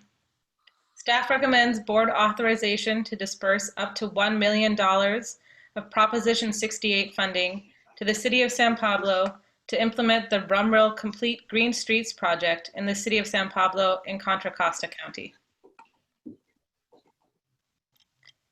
This slide shows a map of the San Francisco Bay Area with the city of San Pablo identified. This slide shows the perimeter of the city of San Pablo outlined in green, with Rumrell Boulevard highlighted in red. Rumrell Boulevard is a major street that crosses Wildcat Creek, connecting the cities of San Pablo and Richmond. It is one of two continuous north-south corridors linking the two cities, Richmond BART Station, Contra Costa College, and commercial areas. However, this street currently lacks appropriate pedestrian, bicycle, and stormwater infrastructure. The two wide lanes of traffic in each direction encourages speeding, which creates unsafe conditions for both pedestrians and drivers. As an example, there were nearly 150 accidents in a recent 12-month period. Additionally, poor drainage causes localized flooding during storms, exacerbating the unsafe conditions. Poorly managed runoff flows directly into Wildcat Creek, decreasing the water quality of this regionally significant stream.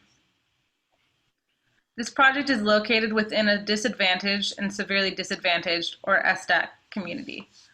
According to the California State Parks Community Tracker, the median household income is about $40,000 a year, and there are 187 households without cars, underscoring the need for safe pedestrian and bicycling opportunities.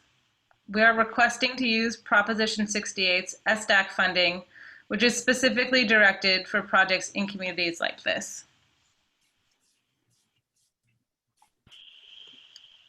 This slide shows a cross-section of some of the proposed green infrastructure improvements. The green infrastructure elements of this project include installation of 200 street trees, landscaping, bioswales, and green sidewalk improvements. The project also includes installation of improved traffic signage, lighting, and signaling, and improvements to 1,000 feet of Wildcat Creek Trail, which bisects Rumrell Boulevard. This slide shows current conditions and proposed improvements of a section of Rumrell Boulevard. The city has demonstrated its commitment to these improvements by securing over $15 million in matching funds from state and federal sources, as well as contributing a further $1.7 million of their own funding. The majority of these funds will focus on the road, pedestrian, and bicycle improvements. Funding from the Conservancy will focus on the green infrastructure elements of this project. These elements include construction of bioswales and the construction of modular suspended tree well pavement systems, as shown in the diagram on the left-hand side of this slide. These systems allow for large tree growth and also treat and filter pollutants such as PCBs, mercury, and hydrocarbons. They also capture and store trash. This infrastructure will reduce the amount of litter and contaminants in local creeks, ultimately reducing contaminants in the San Francisco Bay. In total, the project is expected to treat runoff from approximately 9 acres of roadway and adjacent properties. In conclusion, this project will reduce water pollution from stormwater runoff and increase the city of San Pablo's climate resilience by reducing greenhouse gas emissions, providing carbon storage, and reducing the urban heat island effect. The project will also encourage active transportation by improving safety and connectivity along Rumrell Boulevard and encouraging and enhancing pedestrian and bicycle use in the city of San Pablo.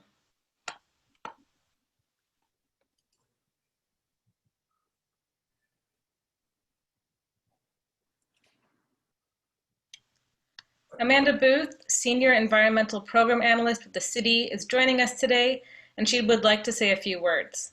After that, she and I are both happy to answer any questions. Thank you. Thank you, Avra.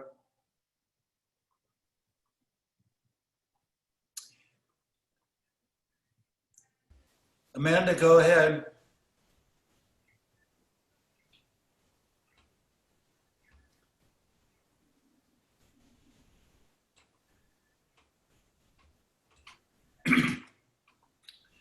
All right. In the meantime, are there any members of the board? Can you hear me now? Question, you comment? Yeah, we can hear you, Amanda. Okay, go ahead. Sorry about that. Thank you. I really appreciate the board's time and the staff's time today in considering this item. I don't want to take too much of your time because I know this has been a very long meeting today. but the city of San Paulo is very excited about this much needed project. And I just wanted to say that we are happy to answer any questions that the board may have about the project to help it move forward and receive this funding. So thank you so much for your time today. Well, thank you. Thank you for your work too. All right, any board comments, questions? I would just say that it's great to see this kind of project. I think this is a good example of how we can implement JEDI principles in projects that come before us, and also be consistent with the state's climate goals and programs as well. So this is one of those projects that brings a lot of pieces together in a very positive way. Good. Well, at the right time, I'll ask you to move it then. Okay. All right. Are there any other comments from the public? Are there, Taylor, do we have any written comments? Okay, then Ms. Nadoff moves, and who would like to second this? Second. Mr. Alioto seconds it, that we approve item 12, and please call the roll.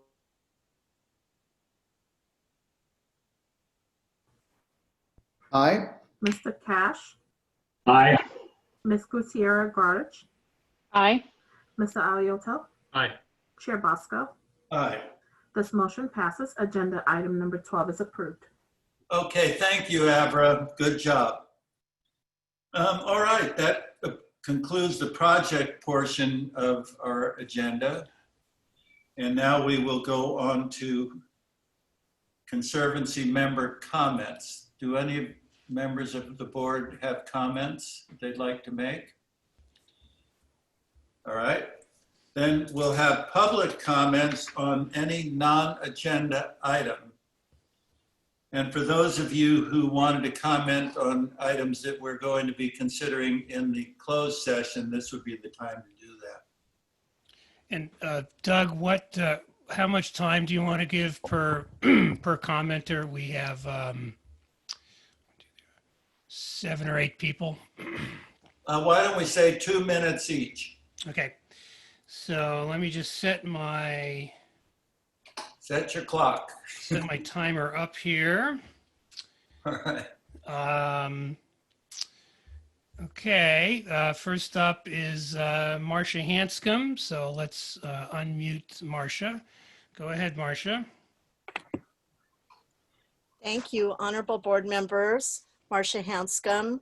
I've worked to protect the Ballona wetlands since 1995. I sat in Governor Gray Davis' office with Mary Nichols working on all the details for how much more acreage we could get. We ended up with 640 acres of land protected, and it was supposed to be protected. And I'm wanting to tell you about something that you may not have heard about.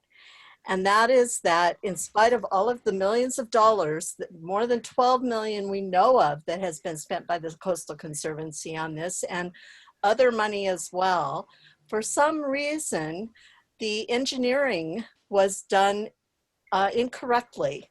$2 million gone to SOMAS for engineering, and yet they used the wrong flood control standards. They used an incorrect flood capacity of 46,000 cubic feet per second instead of the more protective design standard of 68,000 cubic feet per second. And instead of acknowledging this area and redesigning the project, the State Coastal Conservancy staff decided to argue with the U.S. Army Corps of Engineers and the LA County Flood Control District for 2 years, more than 2 years. We have lots of public records on this. And they decided they weren't getting anywhere. And so that's why there's no federal EIS released on this project. And so they went to Senator Kamala Harris' office and they hired a lobbyist and they tried to get her to get Congress to change the flood control standards so they could take out the levees at Ballona and do this highly destructive project at the Ballona wetlands. Kamala Harris thankfully said no. And after a lot of us spoke with her, and she and a lot of Maxine Waters and Mike Bonner spoke with her. So there's more to this, and I hope you hear more about it. Maybe you will hear more about it through litigation, but you helpful to hear about it from your staff.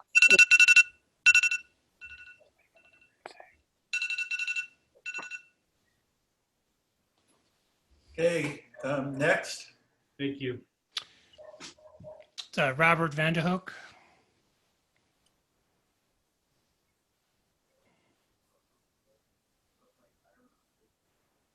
Okay, hello, Robert Vanderhoek, scientist. Thank you for the opportunity to speak again. I hope you can hear me. Yes? Yes. Hello? Oh, okay. Now, you heard me, I think. Introduce myself, Robert Vanderhoek. There's a lot of wildlife at Ballona wetlands, and so restoration is not what's needed. It's a recovery that's needed, and the recovery's been taking place. One endangered songbird, a migrant from Mexico that comes each spring to Southern California, the least Bell's vireo, is now nesting on the levee edges of the river. A butterfly, the El Segundo blue butterfly, is recovered. Those are two listed federal species. There are several more common species that have recovered to Ballona on their own. That's called passive recovery, when there isn't really help going on, and that would be the coyote. And the coyote helps endangered species because it limits predators of songbirds' eggs, bringing a more balance to the ecosystem. Secondly, I'd like to talk about the river, as Ms. Hanscom did, on another tangent to that. That those levees provide protection to the wetlands, and those two levees, one has a bicycle path on one side, the other people walk informally. Those levees need to remain intact, and the science study that $12 million has been spent on thus far, much of it approved by the Conservancy, this Conservancy earlier board more than 10 years ago, has come up with studies with scientists that are working as consultants and getting themselves into the agenda of hoping to get more money out of this. So we're not getting real, genuine, authentic science that's been provided to the Conservancy, and then that means to you as board members indirectly. So the levees need to remain intact, and alternatives 1, 2, and 3 are all bad, but the gentle alternative, number 4, often mistakenly referred to as the no action alternative, that's been in place for the last 17 years, has been doing really good in allowing more and more species to come out. And thank you. Thank you. Next is Jane Velez Mitchell. Oh, I'm unmuting myself. Yes, my name is Jane Velez Mitchell. In the early 1990s, I was a reporter at KCAL 9 covering Martin Sheen, marching with a group of indigenous leaders opposing the Playa Vista project. I interviewed the Playa Vista executives, and they said to my face, "Don't worry, there's a chunk of wetlands that will not be destroyed. We promise to leave it alone." Now here we are decades later facing that very destruction. Every single person I speak to says, "What? They're not, what? They wouldn't bulldoze the Ballona wetlands." Yes, they would. As you just heard, we don't want to do nothing. The Ballona wetlands does need some tender loving care. We support option 4. A gentle, respectful, genuine restoration can be done without bulldozing and destroying this last coastal wetlands in LA, home to 1,700 species. These wetlands are not dead and dying. I see the species with my own eyes. There are timestamp photos of these animals in the Ballona wetlands. Egrets, foxes, rabbits, lizards, doves, geese. I could be here for hours, okay? This Frankenstein project, okay, is based on a fantasy. The fantasy that, oh, the animals will just move across the street and in a decade, they're just gonna return somehow magically. That's fantasy. Fantasy presented as fact is called a lie. This bulldozing plan will create a full decade of disruption, a traffic nightmare in Playa del Rey, Marina del Rey, Westchester, LAX, Culver City, even Venice and Santa Monica. To call this a restoration is to ask us to turn off our ability to reason and defy common sense, okay? Destroying everything is not restoring anything. We are in a different world than when this misguided plan was created. We're in the midst of a pandemic caused by our abuse of wildlife, a zoonotic disease that jumped from wild animals to humans. Scientists are saying publicly, respected scientists, give wildlife respectful space to survive. This is the opposite of that. Now, all right, I had a lot more to say, but somebody else will pick it up. Michael Fujimori.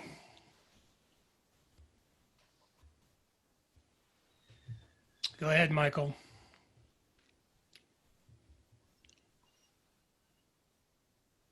Michael?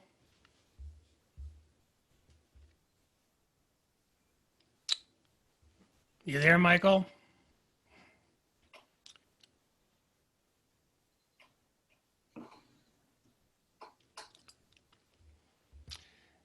All right, well, we can come back to Michael. Lisa Carlin. Hi, can you hear me? Yes. Hi, I'm Lisa Carlin. I've been an activist for the environment and for animals since 2009.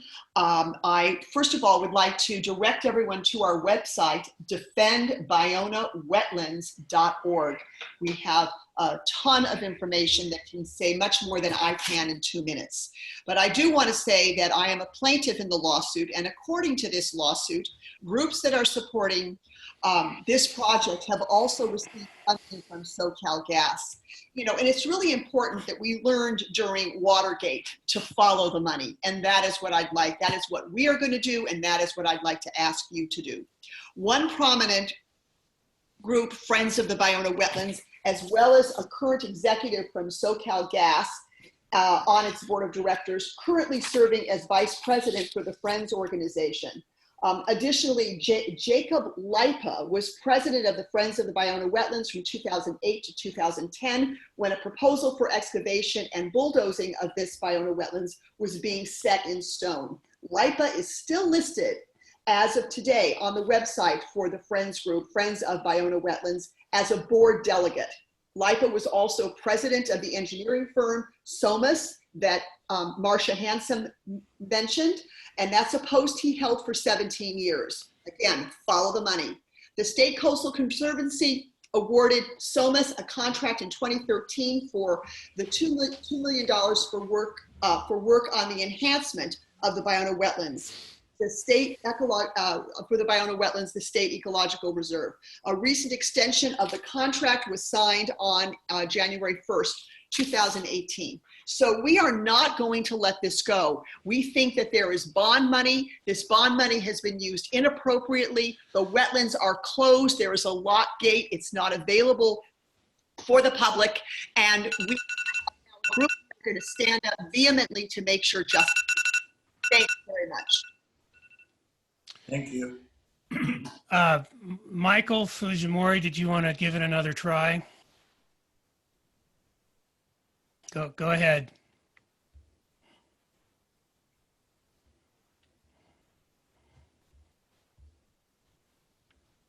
I think Mr. Fujimori is muted. Yeah. Well, we've unmuted him, but he might have muted himself too. The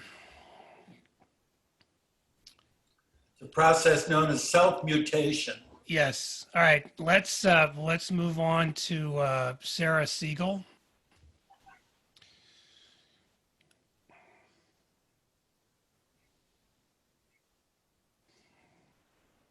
Hello. Can you hear me? Yeah, go ahead, Sarah. Okay. Please don't start my 2 minutes yet until I start. Thank you. So I'm here to ask you if you're going to, since you're planning on trying to destroy where I'm standing right now, where I'm actually in Playa Vista standing, looking at Bionah Wetlands, and can't even conceptualize why anybody would want to even try to destroy it. But if you're going to try to destroy it, go with option 4, the least destruction. We need to make sure that all the deceptive friends of Bionah, that's not actually friends. There's no friends of Bionah that want to destroy it. There's nowhere for these animals to go. There's nowhere for anybody to go when you have 9 years of planned construction of bulldozing on a main artery called Lincoln Road that connects many cities. So I don't know why you would try to do this. There's a pandemic going on. Everything changed, just like one of the speakers said. So when things change, you also need to adapt.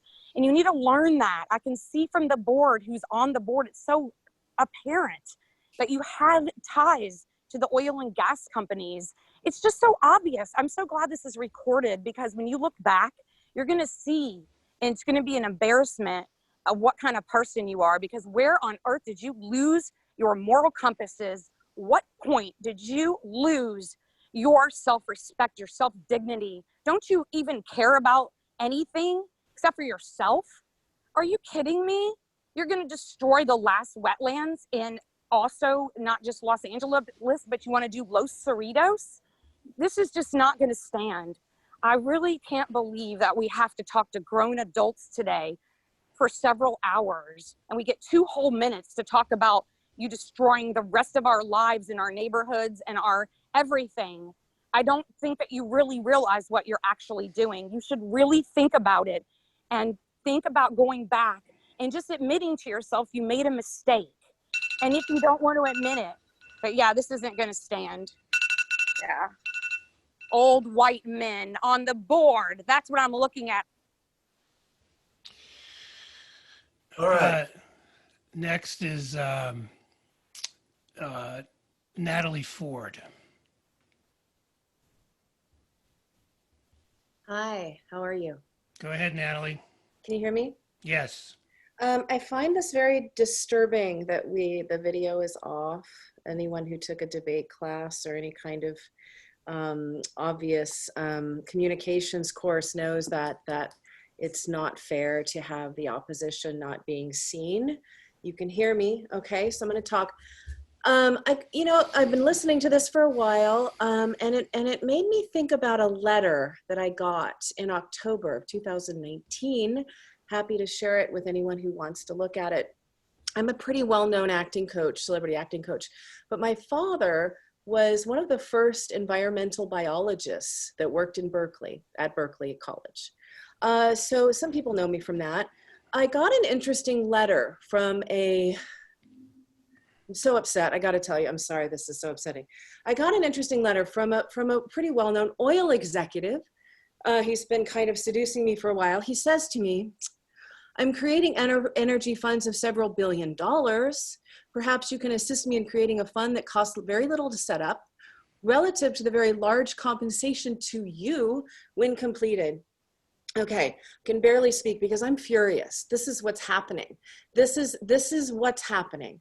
Big money is a wolf in sheep's clothing. These people are reaching out. They're creating corporations. They're trying to get celebrities involved. Get me in touch with any one of these celebrities and I will tell them what's up. And they will call you, just like Lily Tomlin did, just like everyone who has any sense of what's going on here. This is infuriating, and it's so upsetting. I can barely speak. I've been sitting here for 3.5 hours waiting to speak for my 2 minutes. You guys are going to go behind closed doors. There's lots of money being changed hands here. You know what I wrote back to this oil executive? I said, I'm a plant-based activist. That's the only way to save the environment. And you know what? That's the truth. Thank you. Thank you. Helen Coyne Hurley.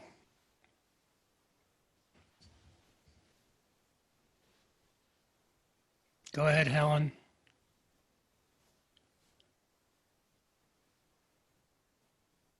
Helen?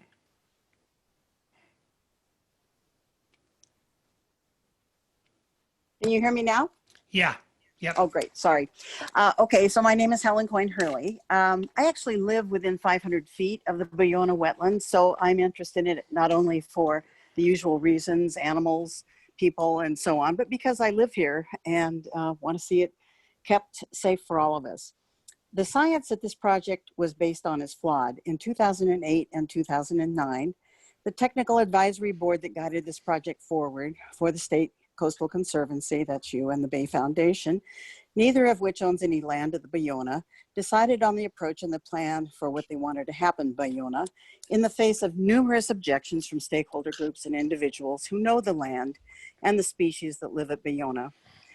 In 2011, a new science report was published, one that explained that Bayona wetlands and most of the other coastal wetlands in Southern California were not ever open to the sea year-round. That is, they were freshwater, at least in part.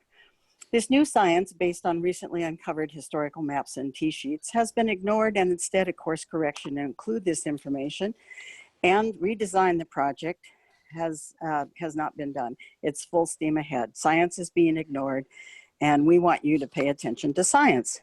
We are asking the governor and any of you who work for him to ask him to withdraw this damaging project proposal, to focus on a plan for decommissioning the gas storage facility. I'm scared about fossil fuels still, and to properly and adequately fund the California Department of Fish and Wildlife to oversee management and a gentle and genuine restoration, one that restores the freshwater marsh in part. So the stakeholder inclusive project needs to be undertaken, one that will protect animals, habitat, and landscapes that the state paid so much to conserve nearly 20 years ago. We don't want a Porter Ranch situation here for people and LAX Airport. It's too dangerous. It's been rated as such. Thank you so much for listening. Thank you. Thank you, Helen. Next up is are the initials AA. Go ahead. Hi, hello, can you hear me? Yes. This is Annie Abram. Thank you for taking my call, our respectful board. This is something that we need to address this is a climate disaster. We're really talking about all the removal of the possible 600 acres or more of land, which will release the marshes and faunas and all the animals have to be removed in order to restore, supposedly in the name of restoration. These are all tactics by big oil company, gas company to buy out our voices and votes to believe in restoring in the name of restoration, but it is not restoration. Mother Nature restores herself very well. The marshes and the 600 acres, all that will release so much carbon in the air. We already are at a tipping point in the environmental impacts. Animals are being killed by millions into extinction.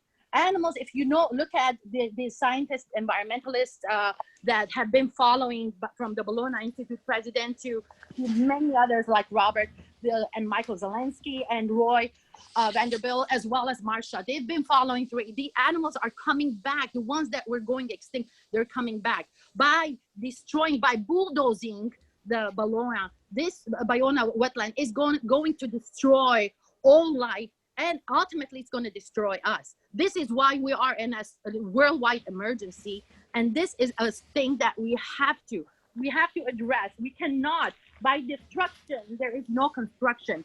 In the name of restoration or conservation, we cannot believe. Let's look at their history and where is the money. Let's follow the money, because money will talk. These are people that would deprive on any life or any environment just for their own personal greed. And those of you who are genuine, please fight for the environment. Thank you so much. No bulldozing of Baiona wetlands. Next is Ann Cantrell.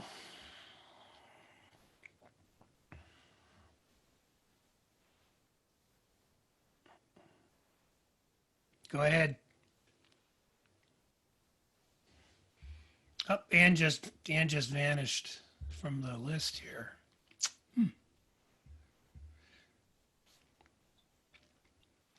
I will go. Patricia McPherson, go ahead. This is Patricia McPherson, Grassroots Coalition. I've been engaged in working to save Baiona since actually 1989, and introducing people to what a wetland is. And I would like to remind the Coastal Conservancy that it's enabling legislation. This project is inconsistent with Department of Water Resources 8888, State Water Board laws such as Porter Cologne and the Groundwater Protection Act. What the Coastal Conservancy never funded, or well, let's say 31220A to improve water quality, there was never any money put to studying the hydrology of Baiona itself. Only in 2012 was this so-called unanticipated hydraulic study paid for with another $6.5 million that was thrown at this, which Marcia Hanscom discussed as being inaccurate. Well, never was there an actual hydrology analysis of Baiona, when we had, even since the 50s, the grandfather of hydrology, Poland, the report that shows there are several underlying freshwater aquifers that are classified as drinking water.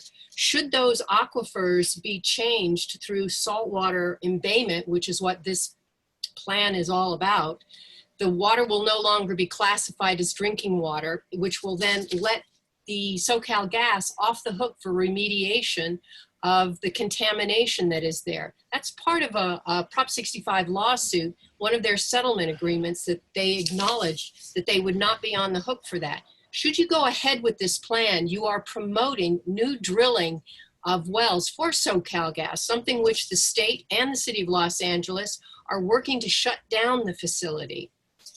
We have some of the leading restoration ecologists, Margot Griswold, that are saying this is no to this project. Thank you. Thank you. Next up is a phone number 310-351-2616.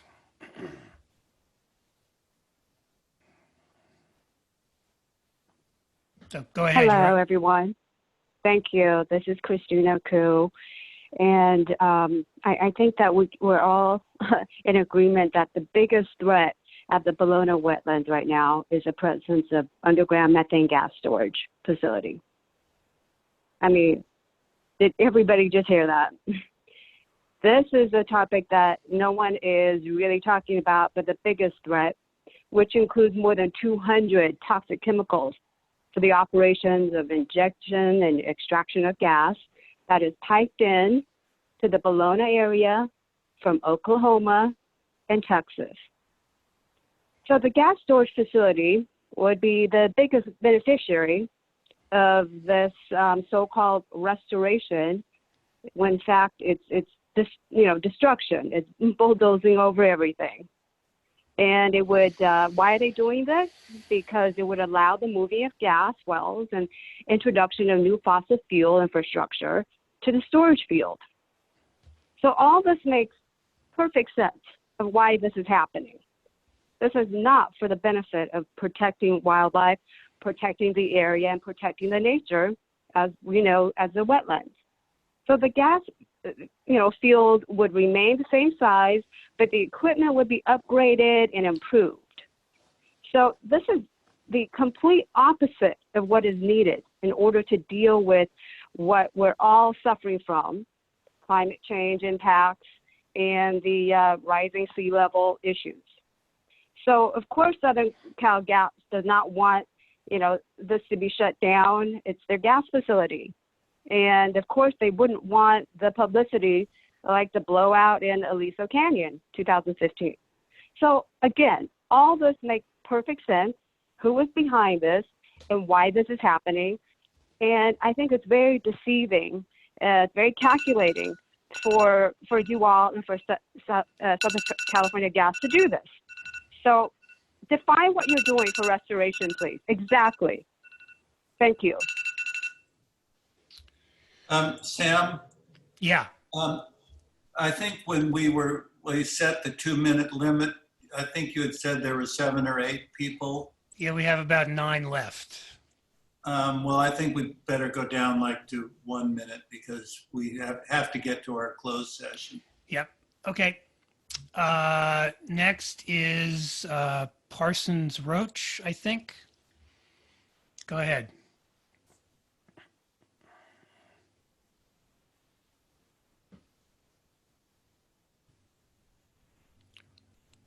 You're Hello, on can you hear me? Yep, Yes, you're can on you the hear me? air. Okay, terrific. This is Paige Parsons Roach, and I've been an activist in the environment since I was in my 20s, going to college in a beautiful town in UC Santa Barbara, coastal town. Grew up in Orange County by the coast. Have always enjoyed nature, walks, hikes. I have a 21-year-old and a 19-year-old. And I think of Greta Thunberg. Everybody know who she is, right? Fighting for the climate, fighting for the environment. I think of the film Avatar. When you think, if you have not seen that film, maybe you've read the book by Dr. Seuss, The Lorax, which is a true story, by the way, of what happened in San Diego for the gentleman who wrote the book. And I'm speaking on behalf of the future of our children. This is not about us. We are not going to be here much longer. Those of you on the board, those of you that are on this phone call, let's face it, we're not going to be around that much longer. But our children, if we have a planet that's a sustainable planet to live on, it's for them. We're doing this for our children and our grandchildren. Do not bulldoze Baiona. Do not bulldoze Baiona. Work with what nature.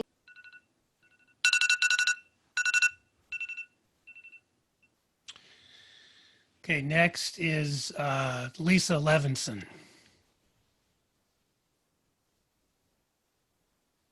Hello, this is Lisa Levinson with In Defense of Animals. And as I mentioned before, we are an international nonprofit animal protection group, and we do have 250,000 supporters. And actually, we submitted a petition to stop the bulldozing of Baiona wetlands to oppose this restoration project, and it was signed by over 8,000 people. So we have submitted those petitions to individuals at some of the local county meetings, but we wanted to let you know that many of our supporters are against this project. So I wanted to go on record as saying that, and I thank you very much for your time. Thank you. Molly Marie Bassler.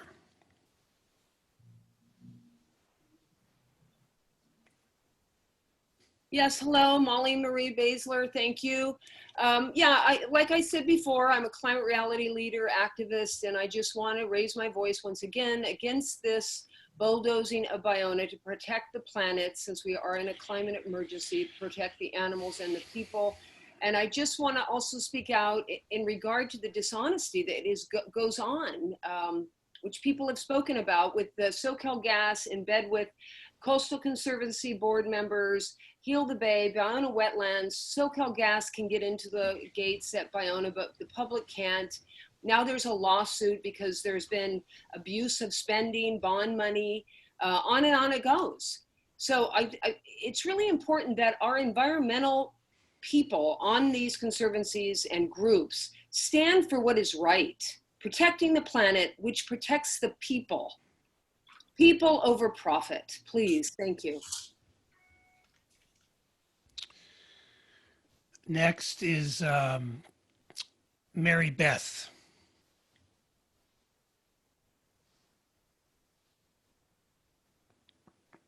Hi, good afternoon. My name is Mary Beth Troutwine. I'm a 25-year resident on the west side near Venice, near the Baiona wetlands.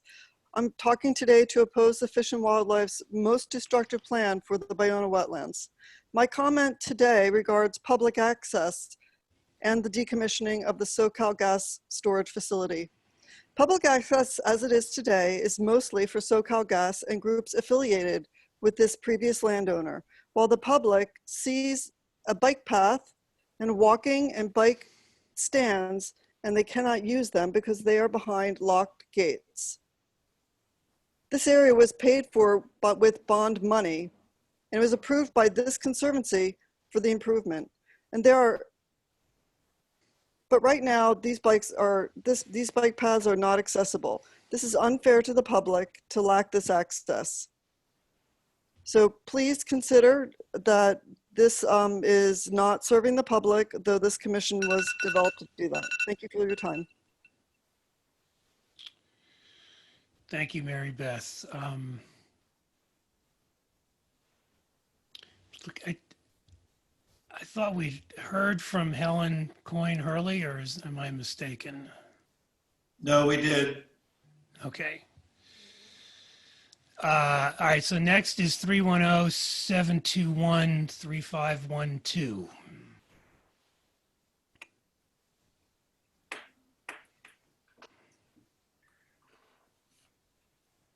So go ahead, you're on the air. Yes, this is Jeanette Vosberg, volunteer since 2001. The FEIR at Baiona is non-compliant. First, no preferred alternative has been chosen, although the first three alternatives suggest bulldozing up to 400 acres, 20 to 30 feet deep, creating a full tidal wetland creation, not a legal freshwater seasonal wetland restoration.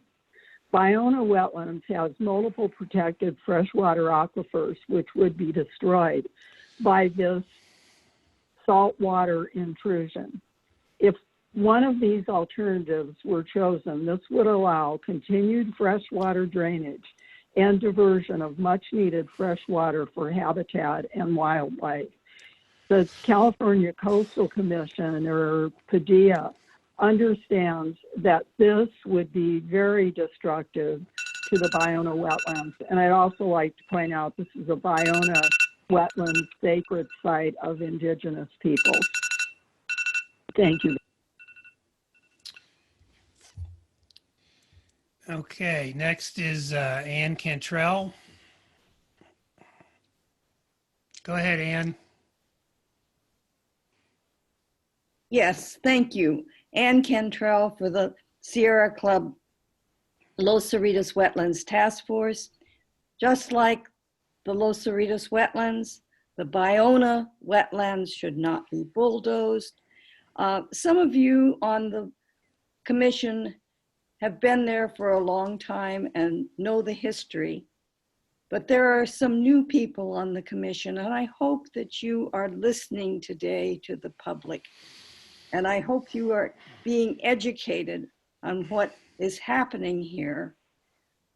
We do not want the Bionah wetlands to be bulldozed. And I think one of the speakers said it very well. Destroying everything is not restoring anything.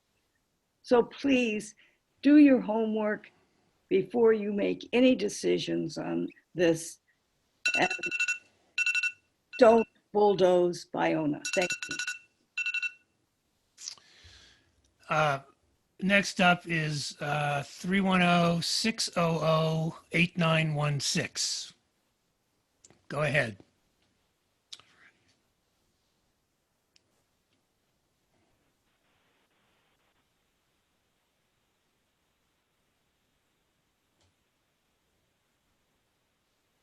Hello? Can you hear me now? Yep, go ahead. Oh, okay. So sorry, this is Michael Fujimori. I apologize. You called me twice before. I was having major problems with my computer right when you called me. I've been waiting since 10 o'clock, so thank you so much for getting to me. I was born and raised and have lived in Los Angeles for over 60 years. And I can remember when nature and wildlife were allowed to flourish in their natural habitat. However, through the years, I have watched in dismay as every available inch of land has been developed, and what was once a beautiful nature-filled area has turned into a lifeless and soulless concrete jungle. Somehow the Bionah wetlands, which is home to over 1,700 different species of wildlife and is an absolute treasure that should be celebrated and protected, is now fighting for its survival. Unfortunately, because of greed, this valuable resource is in real danger of becoming bulldozed and lost forever. What is especially heartbreaking to me is the fact that we will be destroying the lives and habitats of thousands of innocent animals who rightfully call the wetlands their home. And the California Coastal Conservancy on their webpage says their mission is to protect.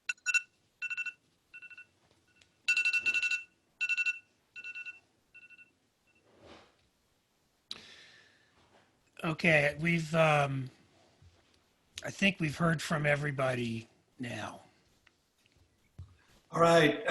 Is there a need for a closed session? Yes, there is. Okay, then Sam, will you explain to the board how we go about doing this? So all of you have been sent a phone number with an access code, and we can resend it to you if you need it. You should have just gotten it again. So you need to dial the number and enter the access code. I got to get in first because I'm the host. Before you do, make sure that you turn off your video and mute yourself, but don't leave the Zoom call because we have to come back into session when we're done with the executive session. Okay? All right, so why don't we give you 5 minutes to start and then we'll see you then. Is that good? Sam, say it again. You're muted. Oh, sorry. I mean, yes, that would be fine. That would actually give me time to go to the bathroom, which would be a good thing. I was going to recommend that too. All right.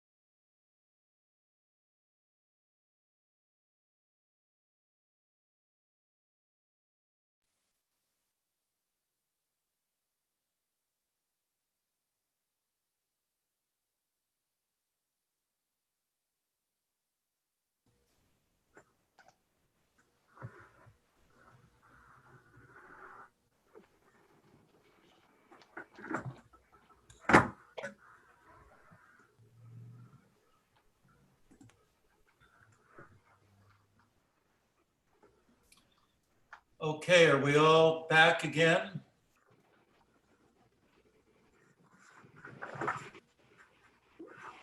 Joe, Annie, Marcy?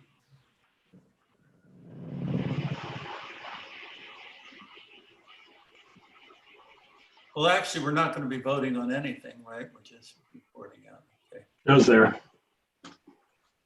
All right, Amy, would you like to report?